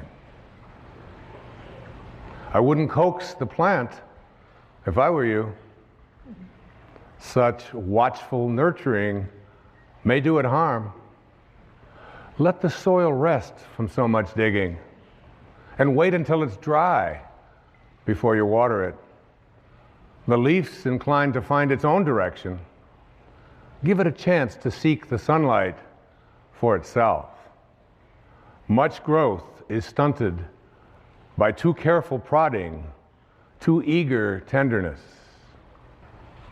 The things we love, we have to learn to leave alone. Thank you. Part 3, Giving and Receiving Inspiration. Chapter 10, Absorbing the Inspiration of Others. Quote, a man may have never entered a church or a mosque, nor performed any ceremony, but if he realizes God within himself and is thereby lifted above the vanities of the world, that man is a holy man, a saint, call him what you will. Unquote. That's from Vivekananda, a great Indian saint. What inspirational people are not? It's possible for someone to achieve at a high level, earn many accolades, be widely admired and respected, but not be living from spirit. Inspirational people aren't necessarily highly motivated in society's sense of the word. After all, such individuals may just be chasing after more symbols of success, satisfying their desire to dominate and control others by acquiring as much power as possible. People who have motivated us are not necessarily inspirational. We may have been motivated by those who threatened or beat us or cursed and called us a fool and a wimp for not doing what they thought we should be doing. Clearly, inspiration wasn't part of their motivation. We also can't assume that all teachers are living their ultimate calling. A good instructor might be very knowledgeable about a given subject and extremely effective at conveying that knowledge to students. But he or she might also be very disconnected from God realization. Teachers often have such low self-esteem that they lose themselves completely in devotion to something that's far removed from their true calling, especially when great teaching skills can fill a void and seem to be a substitute for that calling. Of course, I'm not saying that all teachers are lacking in God realization, but be wary of assuming that a gifted instructor is automatically living in spirit. A person may have the highest intellectual credentials available and still be detached from his or her spirit. The ability to cite historical sources, speak with distinction, and earn advanced degrees doesn't automatically mean that someone is capable of inspiring others. Once again, it doesn't disqualify that individual either. The smartest people may turn us off with their pomposity and bragging, or they may be so cerebral that it's difficult to know what they're talking about. Be on the lookout for mistaking intellectualization for inspiration. The journey to our ultimate calling isn't a scholastic endeavor. There are no written exams, no grades to earn, no report cards, and no advanced degrees. It's important to understand that any of the traditional measures of success, such as job promotions, wealth, public acclaim, stylishly expensive clothing, a commanding presence, verbal adeptness, a voluminous vocabulary, a charismatic appearance, fame, and so forth, don't necessarily mean high marks as an inspirational person. In fact, some people who rate very high marks on the ego-based indices of success are the ones I find most difficult to be around and totally uninspiring. While fame, in all of its forms, seems highly desirable and is focused upon by endless television shows discussing the personal lives of those who are in the news, particularly show business, this does not measure the ability to inspire in the slightest. When one of my daughters once told me that her goal was to become famous, I urged her to shift her sights to living and acting in rapport with her passion and then letting the fame thing take care of itself. I've met many celebrities in all fields of endeavor, and I can assure you that public notoriety is not in any way an indicator of a person's connection to spirit. And if I happen to be famous personally, it's not because I chose it or even earned it. Fame is located outside of me. It's in the opinions that others have of me. It's my choice to be inspired, however, and that always involves being independent of the opinions of others. Inspirational people aren't interested in winning a popularity contest, especially when those who seek praise and recognition often do so to soothe the feelings of insecurity. In general, people who doubt their divinity fear being criticized because they see themselves as fraudulent beings. Consequently, they take on the full-time job of trying to be liked by everyone they meet. Despite their obvious popularity, they'd be disastrous in the inspiration department. I need to add a disclaimer here. I don't in any way want to imply that a person who has gained great popularity and notoriety is thereby disqualified from being a source of inspiration. Quite the contrary. Many of the most inspiring people I've come across in my life have achieved worldwide acclaim. I simply urge you not to equate inspiration with recognition. What inspirational people are. When we meet others who we think might be living in spirit, we must ask the following questions. Do they seem to have a rapturous heart, sending out signals that they love the world and everyone in it? Are they jubilant about the work they do? Do they see the world as a friendly place? Are they at peace with themselves? Do they appear to be kind rather than judgmental? Are they confident without being boorish? Do they tend to be cheerful? Do they love to play? Are they elated to be in the company of young children as well as older people? Do they listen rather than lecture? Are they willing to be students as well as teachers? Do they love nature? Are they in awe of the world? Do they express rational humility? Are they approachable? Do they take great pleasure in serving others? Do they seem to have tamed their own egos? Do they accept all people as equals? Are they open to new ideas? The answers to these questions will help us ascertain whether another person is potentially an inspiring influence in our life. Those who have the gift of inspiration exude something that's difficult to pin down intellectually, yet is undeniably recognizable in how we feel in their presence. We can sense that they're aligned with the source energy from which we all originate. We perceive a place within them that resonates deeply within ourselves, a vibrational recognition of inspiration. And they have much to offer us. We recognize their high spiritual energy, which longs to be active in our life. When we feel this resonance, it's reflected in a feeling that's similar to a warm, soothing shower that's running deep within us. When I'm in the presence of an inspiring person, the first thing I notice is this warm shower overtaking me. It's like a wave of energy that slowly moves down my shoulders and spine, and I know something is happening energetically. Even though I can't see, touch, smell, or hear it, I know that I'm experiencing a shift that makes me feel incredibly good, or as I like to think of it, incredibly God. My own personal experiences with inspiring people. In this section, I'd like to further illustrate what inspirational people are by noting some individuals who have particularly impacted my life with their high energy. I vividly recall the days of the Cuban Missile Crisis more than 40 years ago. I had recently been discharged from active duty in the Navy after 4 years and was attending Wayne State University in Detroit.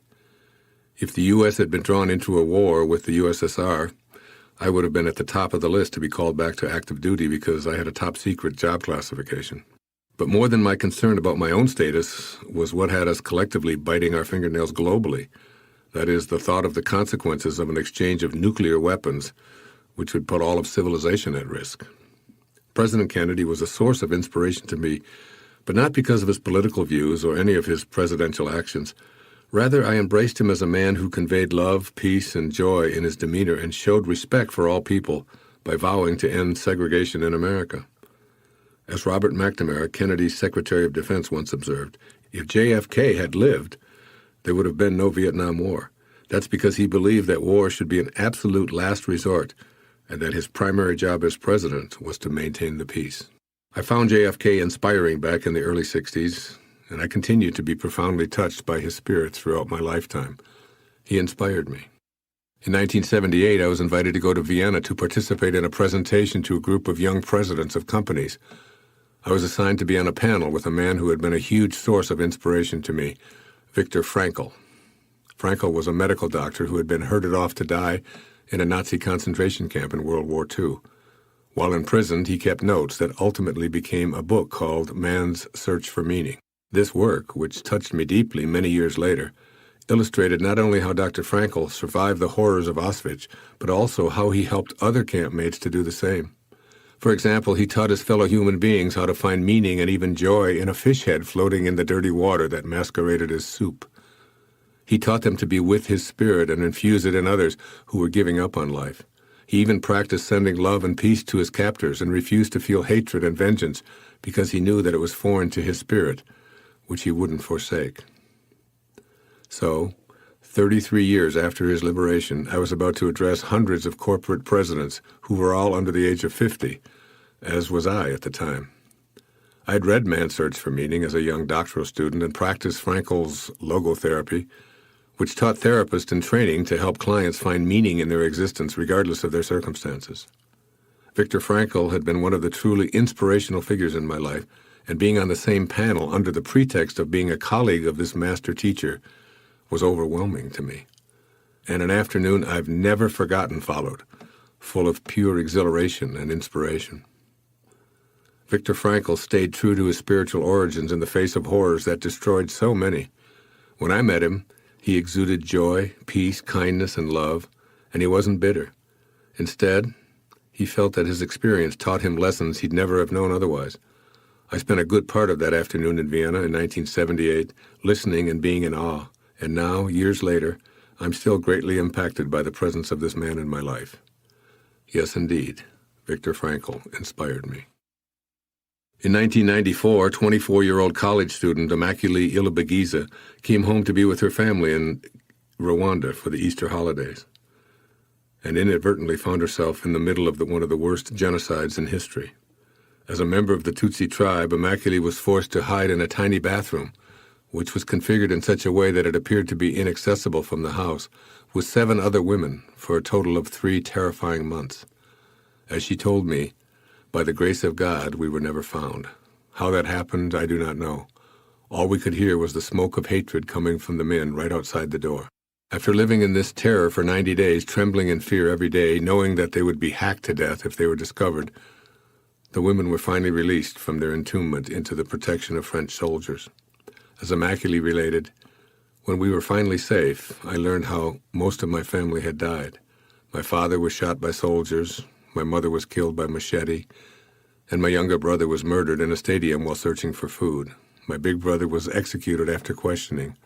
They said they wanted to see the brain of a person who had a master's degree, so they cut him to pieces. I met this incredible woman in New York after she was granted an asylum visa as a victim of this organized attempt at ethnic cleansing by a band of thugs. Just about 1 million men, women, and children were systematically slaughtered with machetes or blunt instruments, and the U.S. didn't intervene, something that former President Clinton publicly acknowledged was the greatest failure of his own administration. Immaculée isn't bitter or filled with rage. She merely wants to be sure that such a tragedy never occurs again. She has love in her heart, and she's committed to telling her story, which is published by Hay House. I was privileged to write the foreword for this amazing book, which is titled Left to Tell, Discovering God Amidst the Rwandan Holocaust. Truly one of the most inspiring books I've ever read in my life. I'm honored to join this divinely inspiring woman by going to Rwanda and helping set up a program to educate and provide for the vast number of orphans who were left behind by this genocide. And yes, being in Immaculée's life, in the small way that I am, inspires me beyond anything that I can convey here to you in words. In 1999, I was invited to South Africa to lecture to some public audiences. While in Cape Town, I took the ferry over to Robben Island to visit the prison where Nelson Mandela had been incarcerated for so many years. I actually visited at the time of the 10th anniversary celebration of his release. Here was a man who spent more than 27 years of his life imprisoned. He wasn't even allowed visitors because he was a vocal opponent of a system of apartheid in which an entire race of people were declared by law to be inferior and unworthy of the same privileges as the remaining citizens of the country. and he worked all day in a limestone quarry, where the burning sunlight glared so against the white rock that his eyes became mere slits due to the squinting that he was forced to practice in order to survive. I personally spent 30 minutes in that quarry, and my eyes stung all day. Imagine what years of such exposure would wreak. Mandela went deep within himself, and when he was finally released, he came out with forgiveness and reconciliation in his heart. His staying in spirit was the force behind the dismantling of apartheid and his ultimate election to the presidency of an emerging democracy of South Africa a few years later. As I meditated in the prison outside of this great man's cell, I felt the warm inner shower I described earlier in this chapter. Then I was handed an autographed copy of his book, Long Walk to Freedom, which I treasure. Nelson Mandela conveyed the spiritual energy of love, peace, kindness, and tolerance during all of his travails, and this spiritual energy provided a blueprint that changed the face of Africa and the world forever. Yes, Mandela inspired me. Closer to home, I was inspired by Mrs. Olive Fletcher. In 1956, I was taking biology for the second time at Denby High School in Detroit. I'd failed the class the previous year because of my own stubbornness. I'd refused to complete a leaf collection, which my then 15-year-old self perceived to be an absurd requirement. At that time, my mother was divorcing my alcoholic stepfather, and I was working in a local grocery store every evening during the week and all day on Saturday and Sunday. My instructor for this second foray into biology was Mrs. Fletcher, and she was the very first teacher I encountered who seemed to care about me personally. For example, she talked with me after school, called my home to see if I was okay during the tumultuousness, including frequent fights and other unpleasantness, taking place at the time, and allowed me to put my head down and sleep during study periods when I'd completed my assignments. She also encouraged me to tutor other students because she recognized something in me that I'd never heard a teacher say before. She told me that I was brilliant and had a mind that could take me wherever I wanted to go. Thanks to Mrs. Fletcher's inspiration, I went from a failing grade the previous year to an A. I wanted to excel just for her because she had so much faith in me. Now, exactly a half a century later, Mrs. Olive Fletcher still stands out as the one individual in all of my school years who turned the direction of my life from fighting the system to being able to choose to fit in without having to give in. Yes, she inspired me. I could write many more short descriptions of those who provided me with life-altering inspiration, but I'd be remiss if I were to omit the one person among all of those I've known who has been my greatest source of it. Back in 1942, when I was 2 years old, my mother was left to take on the responsibility for raising my two brothers, ages 3 and 5, and me alone. My father, of whom I have absolutely no recollection, literally walked out on his family and never once placed a phone call to see how we were doing. He paid no child support, since he spent a great deal of time in trouble with the law, including some jail time for being a thief. He simply walked away and never looked back.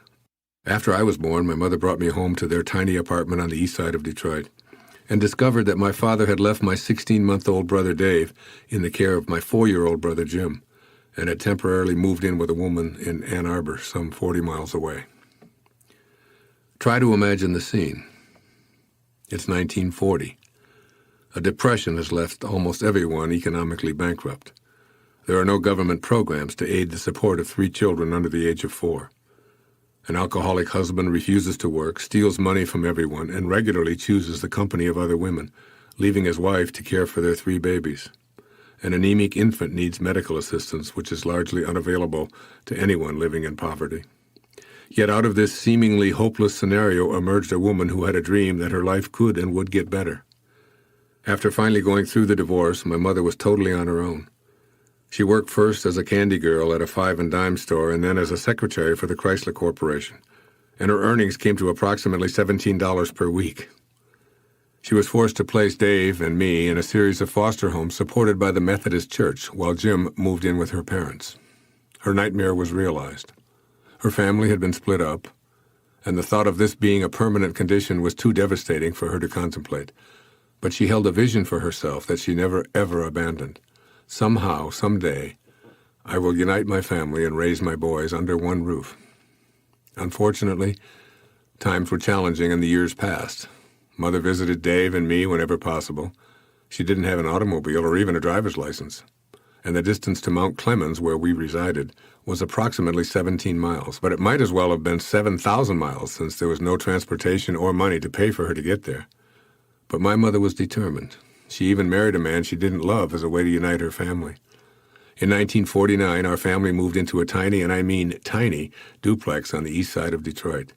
Like our father, our new stepfather was also an alcoholic and irresponsible provider. Drinking became his escape, and frequent, hostile interchanges were the norm. But my mother, who refused to see her boys separated again, continued to work, and work. Every morning she was up at 5 a.m., making breakfast and packing lunches for her 3 growing boys. She took 3 buses to work and 3 home every day, standing outside on those endless freezing winter mornings and returning home at 5:45 p.m. in order to prepare an evening meal. My brothers and I all had paper routes or were stock boys, but the hard work fell on the shoulders of this never-complaining, always cheerful woman. Every weekend looked like this from my mother, washing endless loads of clothes and hanging them up on the line to dry, making breakfast, lunch, and dinner, ironing down in the basement on Sundays. The work never ended, and yet this woman was the most joyful, loving, beautiful soul to be around. All my brothers and my friends came to our house to hang out because of my mother. They loved her, and more than that, they loved being in our home because of the energy she brought to it. This woman lived from spirit and offered all of us inspiration. Not one of us would ever have even considered talking back or even being disrespectful in any way. She commanded our respect, but she never demanded it.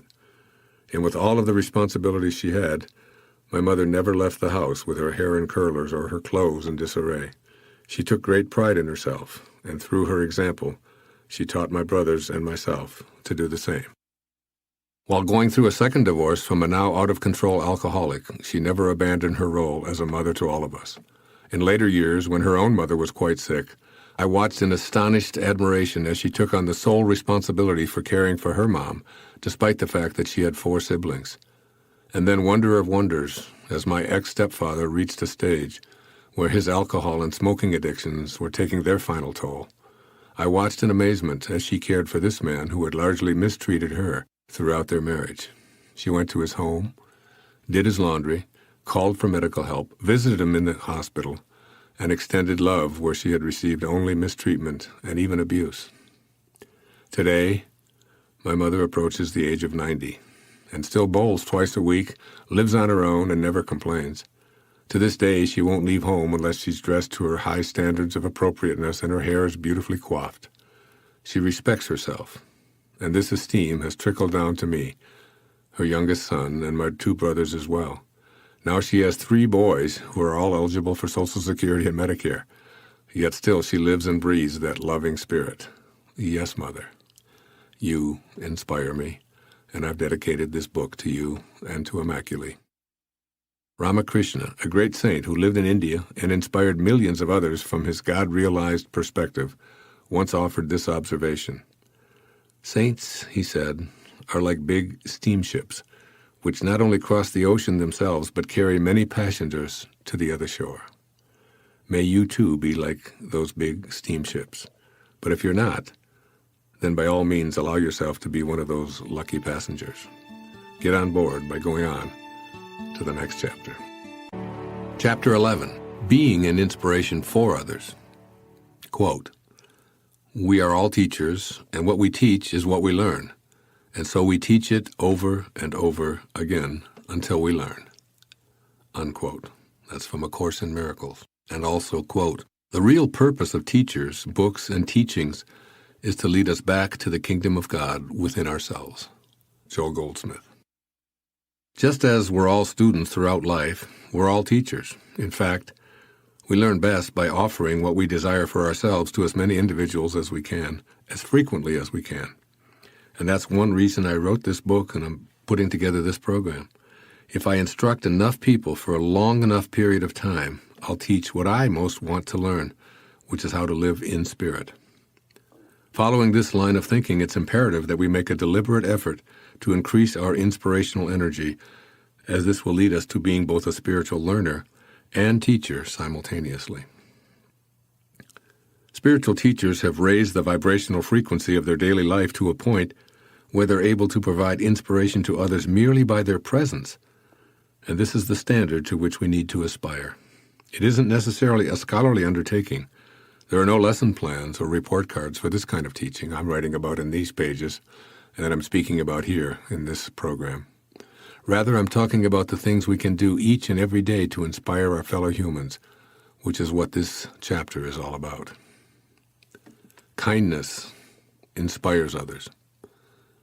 Recently, 3 of my kids and I were seated at the food court of a mall here on Maui. As we were talking and enjoying our meals, a young boy stumbled and the tray full of hamburgers and French fries he'd just purchased from McDonald's went flying all over the floor. His parents immediately came to his rescue, and the manager of the restaurant good-naturedly replaced all of the food at no cost. The boy was embarrassed, but it all worked out fine, except that people were having to dodge what he'd dropped as they lined up for their purchases.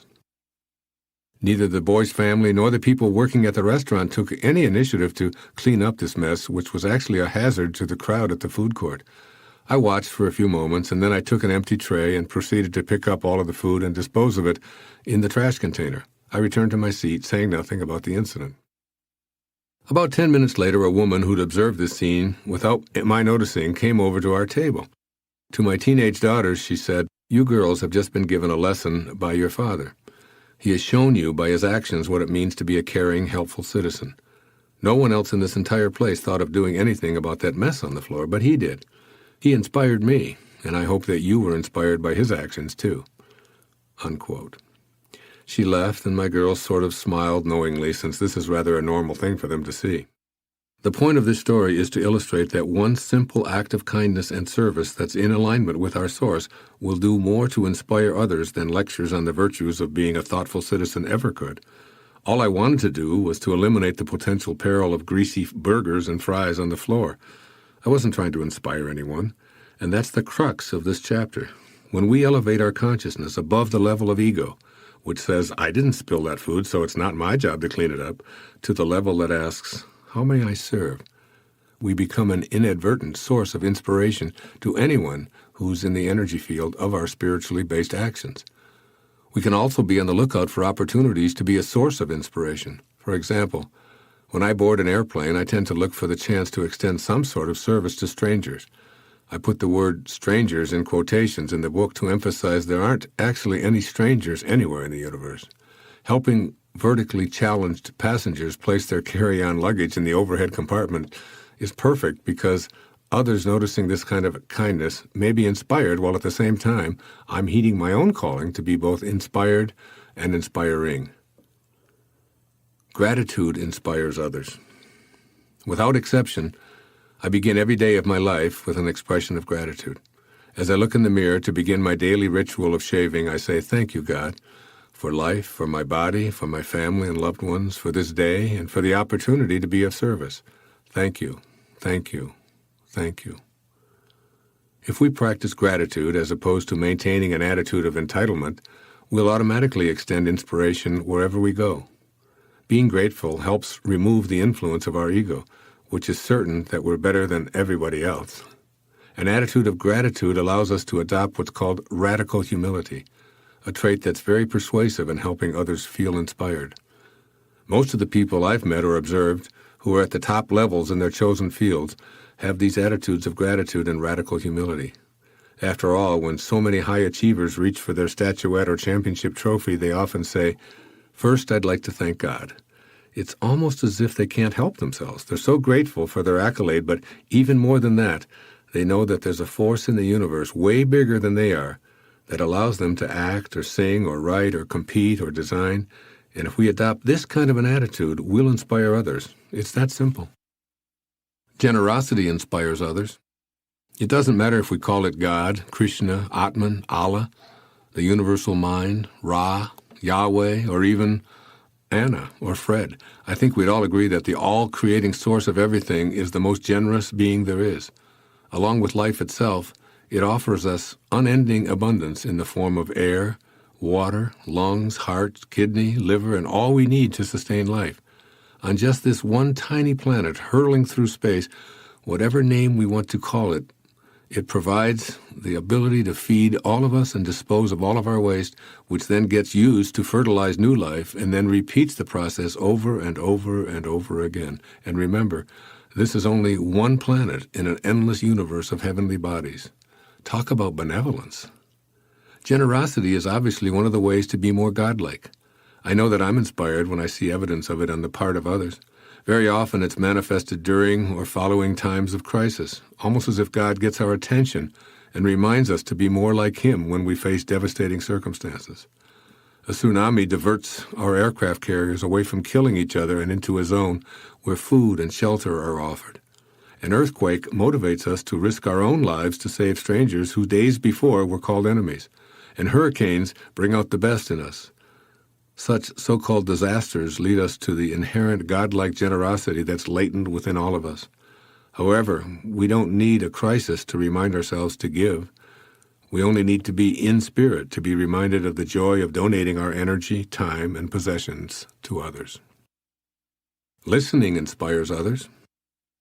As ironic as it may sound, we're far more inspiring to others when we're willing to listen than when we're giving them advice. That's because conveying to others that we value what they have to say is a way of demonstrating that we care.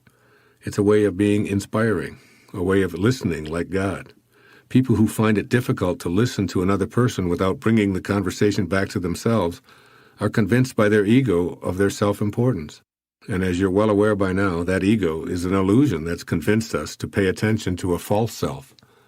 There's no higher compliment than to be told we're a good listener. Everyone loves a good listener, largely because it makes them feel loved, cared for, and worthy of being heard. When we leave any encounter where we feel we've been heard, even if we know the listener strongly disagreed with us, we're still inspired. Why? Because for a few moments the listener has emulated what it feels like when we pray. In deep prayer, we're not looking for the resolution of conflict or answers falling from the sky. We just want to feel as if we're in contact with someone who cares enough to hear us out. This brings to mind something Mahatma Gandhi, one of the truly inspirational beings of our time, once said. Silence of the sewn-up lips is no silence. One may achieve the same result by chopping off one's tongue, but that would not be silence. He is truly silent who, having the capacity to speak, utters no idle word. In addition, these words from Ralph Waldo Emerson have always reminded me to be a listener. I like the silent church before the service begins, better than the preaching, he said. This is great advice if we wish to be a source of inspiration. Being at peace inspires others. Being at peace with ourselves is a way of going through life eschewing conflict and confrontation.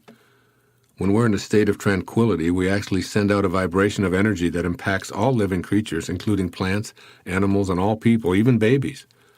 And of course, the reverse applies as well. Belligerent individuals who live in turmoil and revel in hostile encounters send out nonverbal energy that adversely impacts those around them. The immediate impulse is to remove ourselves from these low-energy, non-peaceful people because sticking around means tension and a lowering of our own energy. Moreover, we become a counterforce to what we're experiencing, meaning that we become angry at their anger and arrogant toward their arrogance. Practicing a peaceful approach to our life on earth is a way of returning to where we came from. At the same time, it's a powerful source of inspiration to all living creatures. Living passionately inspires others. Did you know that the word enthusiasm originated from the Greek language signifying the God within us? By definition, then, living our passion is the way to convey to others how to be in spirit. Being excited about life is infectious. It rubs off on others and is wonderfully inspiring.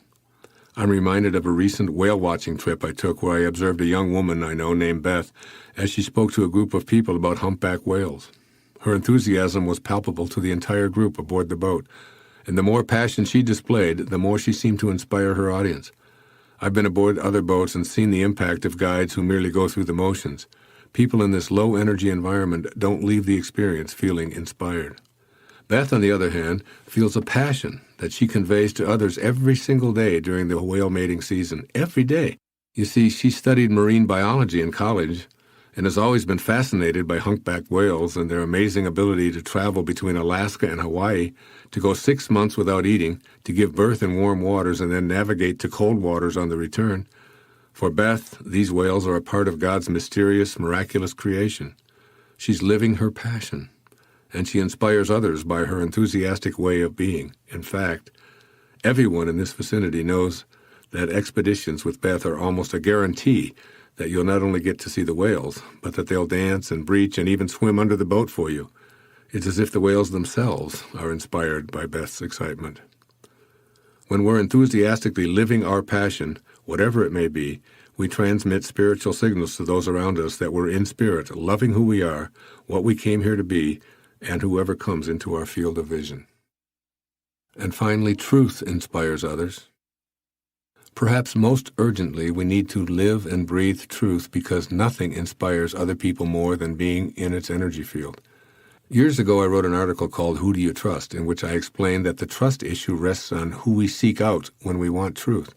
Are we drawn to those who will tell us what we want to hear, or those who are unafraid to be honest with us, even if it might be unpleasant or difficult for us to hear? The answer is obvious.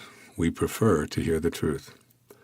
Honesty is a necessity if we're ever to live in harmony with spirit and become a source of inspiration for others as well. When we shade the truth, a part of our brain registers this incongruity. It shows up as a disconnect from God, and we're out of balance. Our body reacts by becoming weaker in the face of any falsehood, including our attachment to the false self known as the ego. As we practice living and speaking from our truth, without being hurtful or arrogant in any way, we reconnect with the energy we emanated from in the first place. So let's remember truth as a means for inspiring each other. We must be unafraid to live and speak our truth.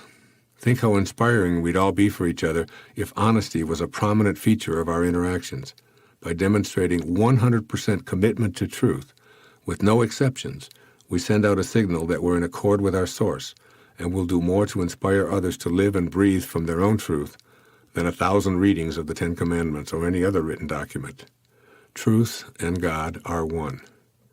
We don't have to preach it, only live it. By doing so, we'll radiate it to everyone we come into contact with.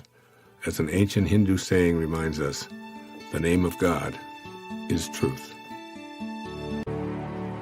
Chapter 12. Transcending Commonplace, Uninspiring Energy. Quote, "For all our insight, obstinate habits do not disappear until replaced by other habits. No amount of confession and no amount of explaining can make the crooked plant grow straight. It must be trained upon the trellis by the gardener's art." That was Carl Jung.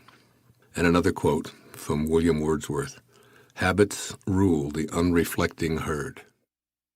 Thanks to the world we live in, we've developed many habits that are the direct result of living almost exclusively in ego rather than in spirit. This chapter will stress how to gain awareness of these ego habits, how to immediately protect ourselves from these onslaughts, and how to develop alternate strategies to ensure that we remain connected to spirit, even in the face of a blitzkrieg that's designed to take us away from living an inspired life. I'm not suggesting that there's a conspiracy to keep us from living in spirit. My contention is simply that when a majority of society members are raised and persuaded to believe in the illusion of ego, then that society will develop and evolve firmly committed to that false self. It would then be natural for such a society to put forth messages designed to promote the idea of the importance of ego and all of its inherent ideas, and we're fully immersed in such a society right now. Ego's warriors. Let's take a look at some of the habits that rule the herd, in the words of William Wordsworth. Following are several omnipresent, lacking in inspiration entities that join up with ego to bombard us daily and that we need to become aware of. The media.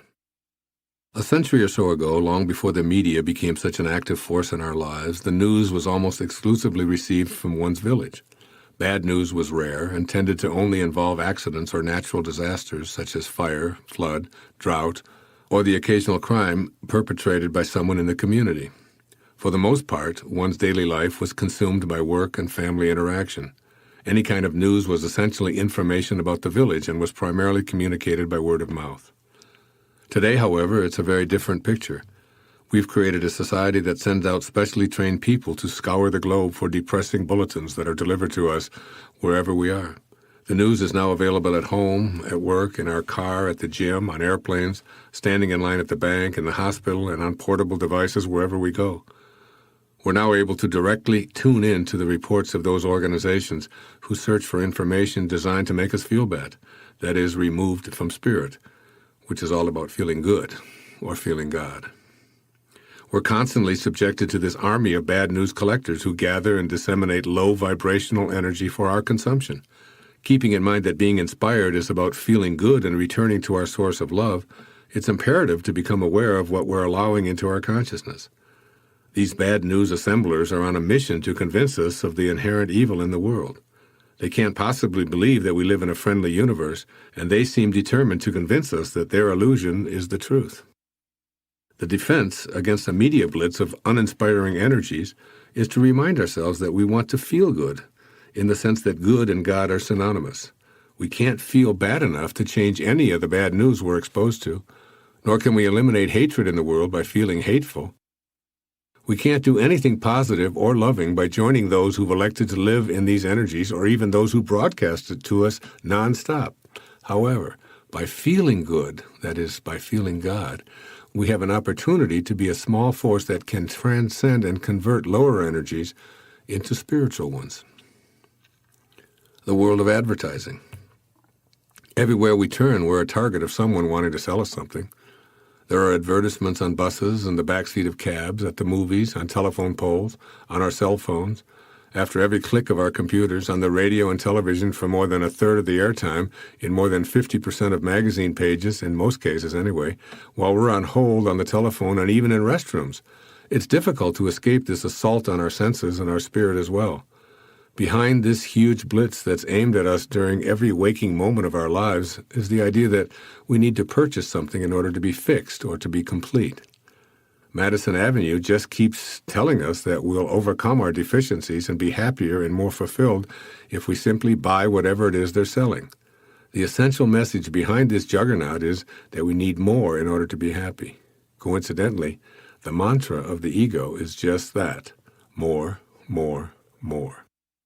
What I'm suggesting is that we can be free from the push to convince us that we need more, while still being able to enjoy the material aspects of the world. In other words, we know that we don't need more, and at the same time, we're free to live happily and enjoy our world the way it is. I want this distinction to be clear because it's fun enjoying a new automobile, or well-made clothes, or dinner in a nice restaurant, an expensive piece of jewelry, or anything else that might be advertised, including this program. What we want to avoid is the inner belief that somehow our true essence is lacking if we don't get the things we're being encouraged to buy. We must also guard against allowing the stuff to define our worthiness, which is what advertisers are frequently attempting to convey. Entertainment. As we progress toward a more inspired life, we'll begin to notice that the activities we've called entertainment have actually been leading us away from being in spirit. Since everything that we allow into our life represents an energy that impacts us both physically and spiritually, it's imperative to raise our awareness level and defend against the habits that deter us from being in spirit. It's vital that we're conscious of the following big four, which are really low-level energies masquerading as entertainment and are obstacles to anyone's ultimate calling to inspiration. 1. Violence. On average, children in America see 12,000 simulated murders in their own home on commercial and cable television before their 14th birthday. And virtually all movies made to appeal to a younger audience have grim killings, explosions, and chase scenes built into the storyline, which seems to consist of guns, guns, guns, and kill, kill, kill. The more gruesomely, the better. These decidedly uninspiring messages continually bombard all of us when we're supposedly experiencing uplifting entertainment, but we can do something about it. If enough of us decide that this is not going to be on our daily menu, then the manufacturers of this kind of recreational material would bring it all to a halt. For example, if more of us were aware of the content of the video games that our kids play, many of which simulate rape, torture, and even murder, we wouldn't permit them in our homes. Yet there are alternatives available to us. First on this list is screening our entertainment options for violence and making a commitment to choose only those pastimes that are free of any energy that doesn't match our desire to be in spirit or inspired. Our Creator creates out of love, kindness, and peace. So if we clear opposite energies out of our life, we'll almost immediately feel inspiration returning to our life. What follows is one of the most poignantly inspiring letters I've ever read, written by my dear friend Ram Dass to the parents of a young girl who'd been brutally murdered. Even in such horrific circumstances, Ram Dass was able to provide inspiration. I reproduced this moving letter with Ram Dass's permission in order to help you see how it's possible to transcend violence with inspiring spiritual energy. Dear Steve and Anita, Rachel finished her work on Earth and left the stage in a manner that leaves those of us left behind with a cry of agony in our heart as the fragile thread of our faith is dealt with so violently. Is anyone strong enough to stay conscious through such teachings as you are receiving? Probably very few. And even they would only have a whisper of equanimity and peace amidst the screaming trumpets of their rage, grief, horror, and desolation. I can't assuage your pain with any words, nor should I, for your pain is Rachel's legacy to you. Not that she or I would inflict such pain by choice, but there it is. And it must burn its purifying way to completion, for something in you dies when you bear the unbearable, and it is only in that dark night of the soul that you are prepared to see as God sees, and to love as God loves. Now is the time to let your grief find expression, no false strength. Now is the time to sit quietly and speak to Rachel, and thank her for being with you for these few years, and encourage her to go on with whatever her work is, knowing that you will grow in compassion and wisdom from this experience. In my heart, I know that you and she will meet again and again, and recognize the many ways in which you have known each other. And when you meet, you will know, in a flash, what now it is not given to you to know, why this had to be the way it was. Our rational minds can never understand what has happened, but our hearts, if we keep them open to God, will find their own intuitive way.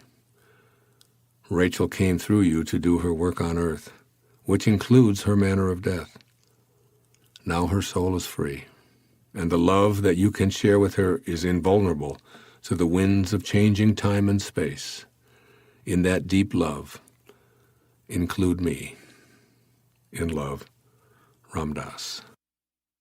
I can't imagine a more inspirational letter being written at such a time of such difficulty.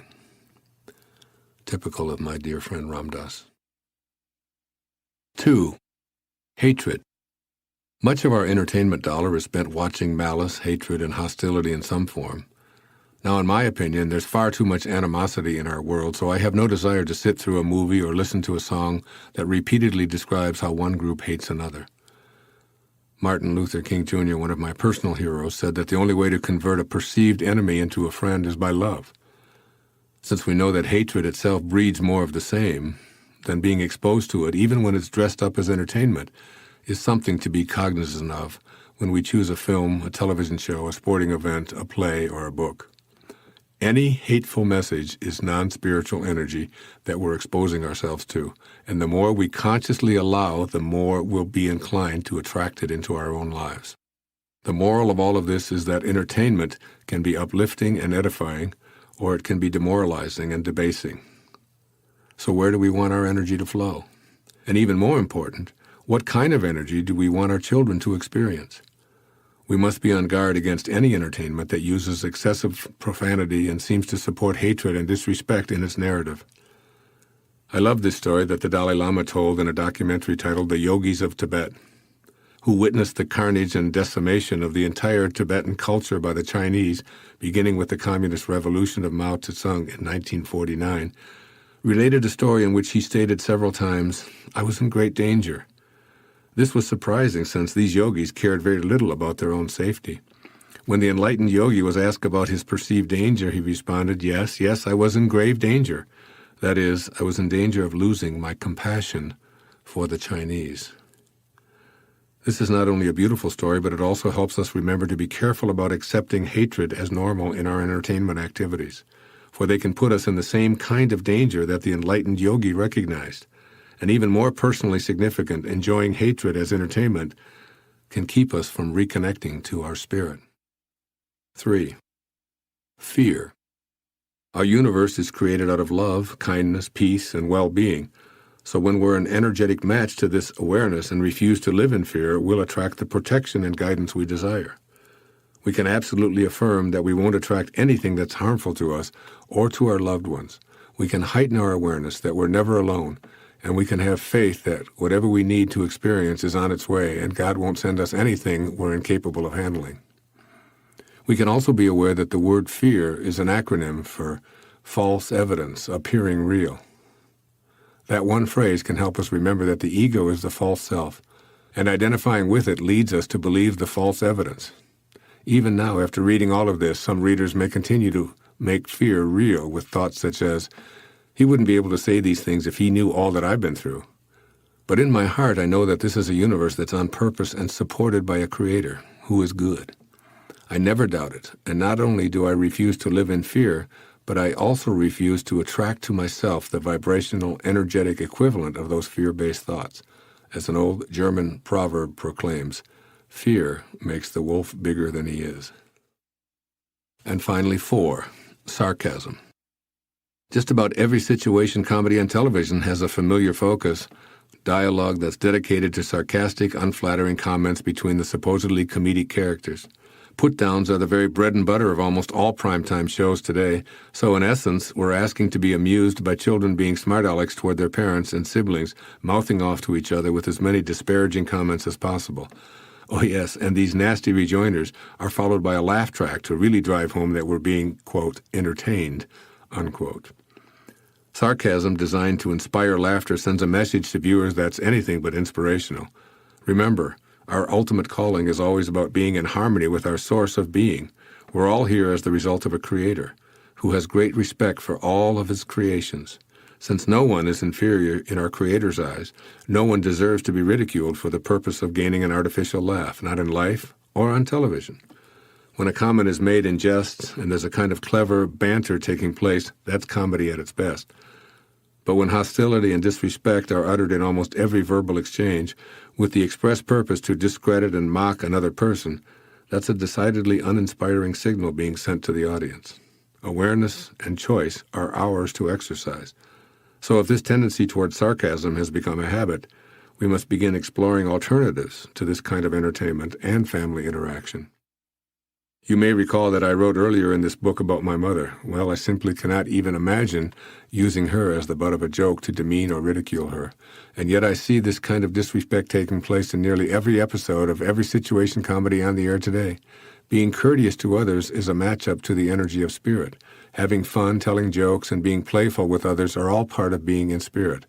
But a hostile, sarcastic sense of humor is an energy that moves us away from spirit and into the realm of hurt and dishonor. On every radio, CD player, and television set, there's a wonderfully inspiring little button that says on and off, and it's your choice to befriend it. You can literally push it anytime you wish, or you can use an inner off button whenever you're bombarded by anyone or anything whose purpose is to distract you from your ultimate calling to inspiration. Don't be afraid to use the off button. It works. Chapter 13. Inspiration in action. Quote, in our era, the road to holiness necessarily passes through the world of action. Dag Hammarskjöld. And quote, knowing is not enough, we must apply. Willing is not enough, we must do. Johann Wolfgang von Goethe. When we feel inspired, we're on the road to holiness that Dag Hammarskjöld refers to. Yet that road can only be paved with actions that mirror the intention of our originating spirit, actions that we're capable of choosing consciously if we're aware of the duality of giving and receiving. Like two sides of the same coin, giving and receiving are inseparable. Other examples of our duality abound. Before we can take a breath, we must give a breath. In order to give anything away, we must first have been willing to receive it. And our ability to feed others is linked to being able to accept food ourselves. Who has ever seen a person with a front but no back? How about an inside without an outside? Or a magnet with a north pole but no south pole? So just as the prayer of St. Francis reminds us that it is in giving that we receive, in order to receive inspiration, we must be willing to give it away, and vice versa. I'd like to present some examples of my own deliberate efforts to put the duality of inspiration in action into practice. I work at this every single day of my life. Every human encounter represents a moment of truth for me, one in which I choose to be reconnected to Spirit and offer to others what I genuinely want for myself. The opportunities present themselves in the form of a smile or a greeting or an extension of kindness, even if it's just a silent blessing to a person begging on a street corner, or a prayer said quietly to myself when I hear a siren. The siren is a reminder to me to offer my thoughts of comfort to whomever is in need of assistance. These are habits that I've developed over a lifetime.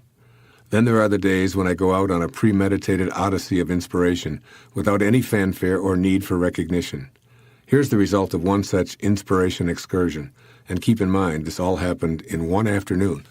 I reside on West Maui while I'm writing, and on this particular day I decided to make the 20-mile trek to Costco to load up with supplies for 2 weeks of uninterrupted writing.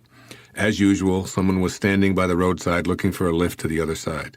This is a commonplace occurrence here on Maui, and it's my regular practice to pick up whoever's seeking a ride, usually a young person with a surfboard or a couple with luggage needing transportation to the airport. I always view giving rides as an opportunity to serve another person, and I get to feel good as well. If you're thinking about how dangerous this practice might be, I simply don't ever entertain such thoughts, and I never attract people or events into my life that cause me harm. It's just not my way of being in the world. On this day, I picked up a 41-year-old man from Canada named Raven. Maui tends to attract people with names like that, who needed to get to the airport.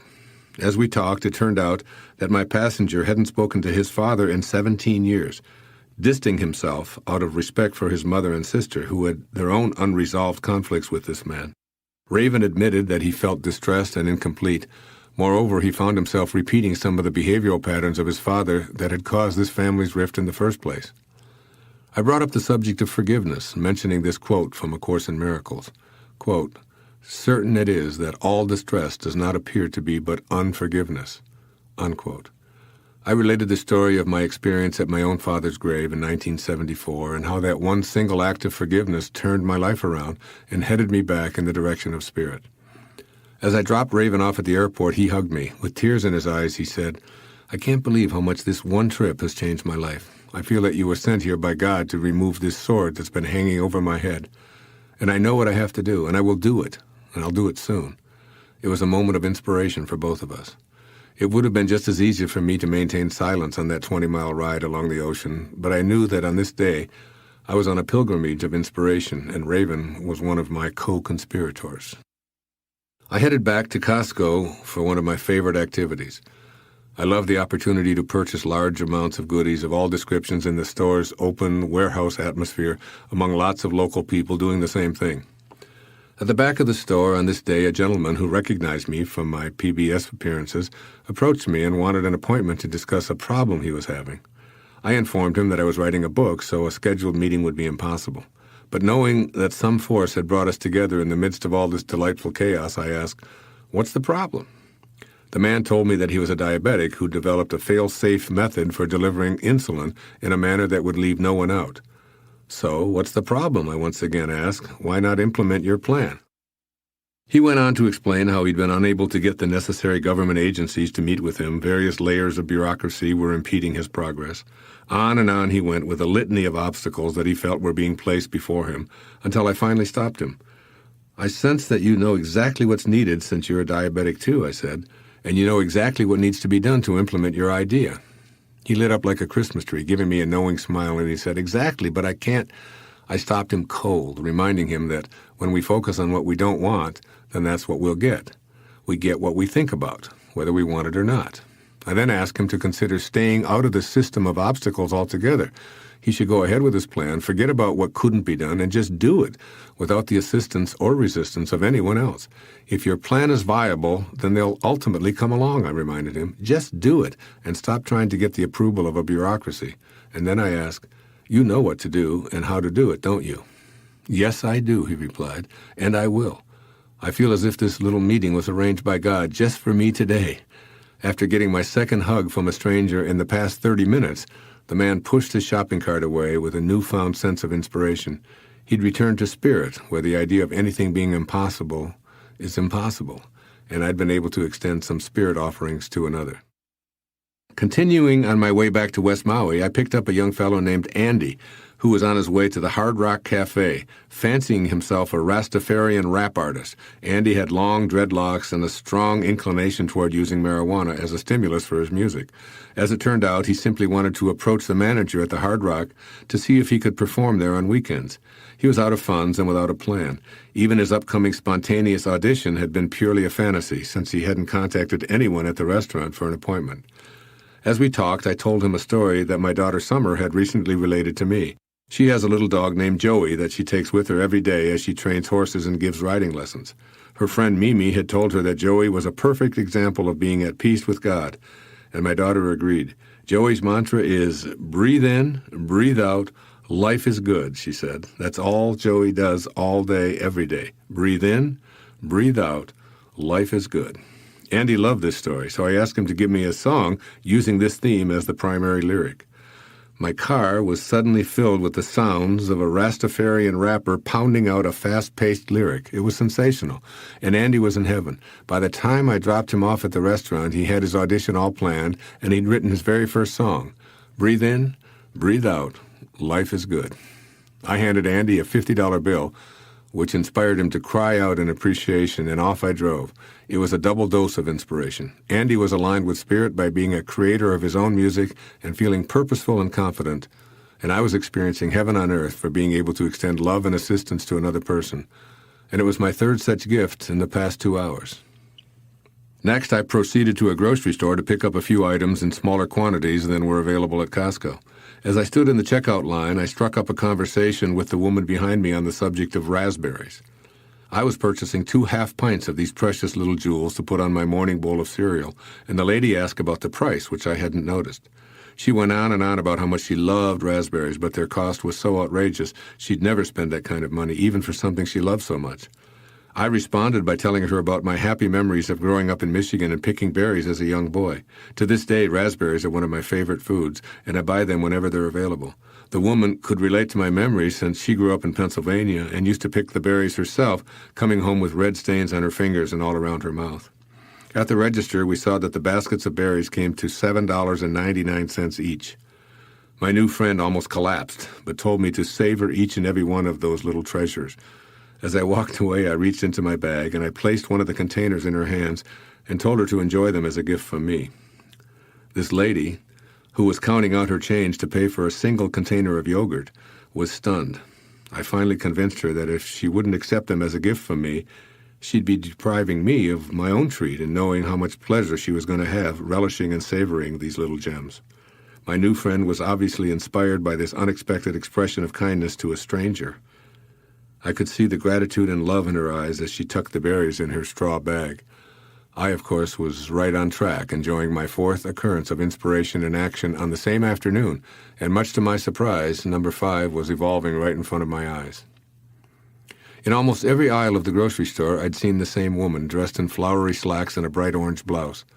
As I approached the bakery to buy a loaf of olive bread for my daughter Serena's arrival the following day, she loves this bread, the woman in the colorful outfit talked to me about a multi-grain bread that she absolutely loved. "It's the best I've ever tasted," she said in a heavy foreign accent. As I approached the cashier, there she was again ahead of me, asking if I'd hold her place while she picked up some items she'd forgotten. Then in the parking lot, she stopped her car to allow me to enter the exit ramp. Finally, as I was driving home, I spotted her again. Her car was sitting by the side of a putting green with the door open and the engine running, and she and a man were hitting golf balls on the green. To me, this was more than a series of accidental encounters, so I decided to turn my car around and deliver a present to her. I pulled up behind the automobile and approached with an autographed copy of The Power of Intention in my hand. It turned out that this lady was originally from Poland and was on her honeymoon.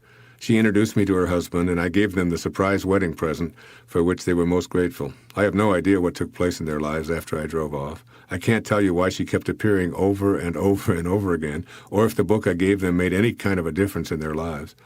All I can say for certain is that these newlyweds were very touched by my gesture, and I had my 5th gift of feeling connected to spirit in one afternoon. As you can see, the opportunities to reach into the lives of others in an inspiring way arise in countless ways every single day. We can either act on these momentary impulses and feel inspired, or we can ignore them and stay in our ego-dominated world. I choose to act, for it makes me feel creatively alive, connected to God, and to everyone else in the world. Taking action is how we increase our connectedness to Spirit. If we're heeding our ultimate calling, we must be willing to act on that mission.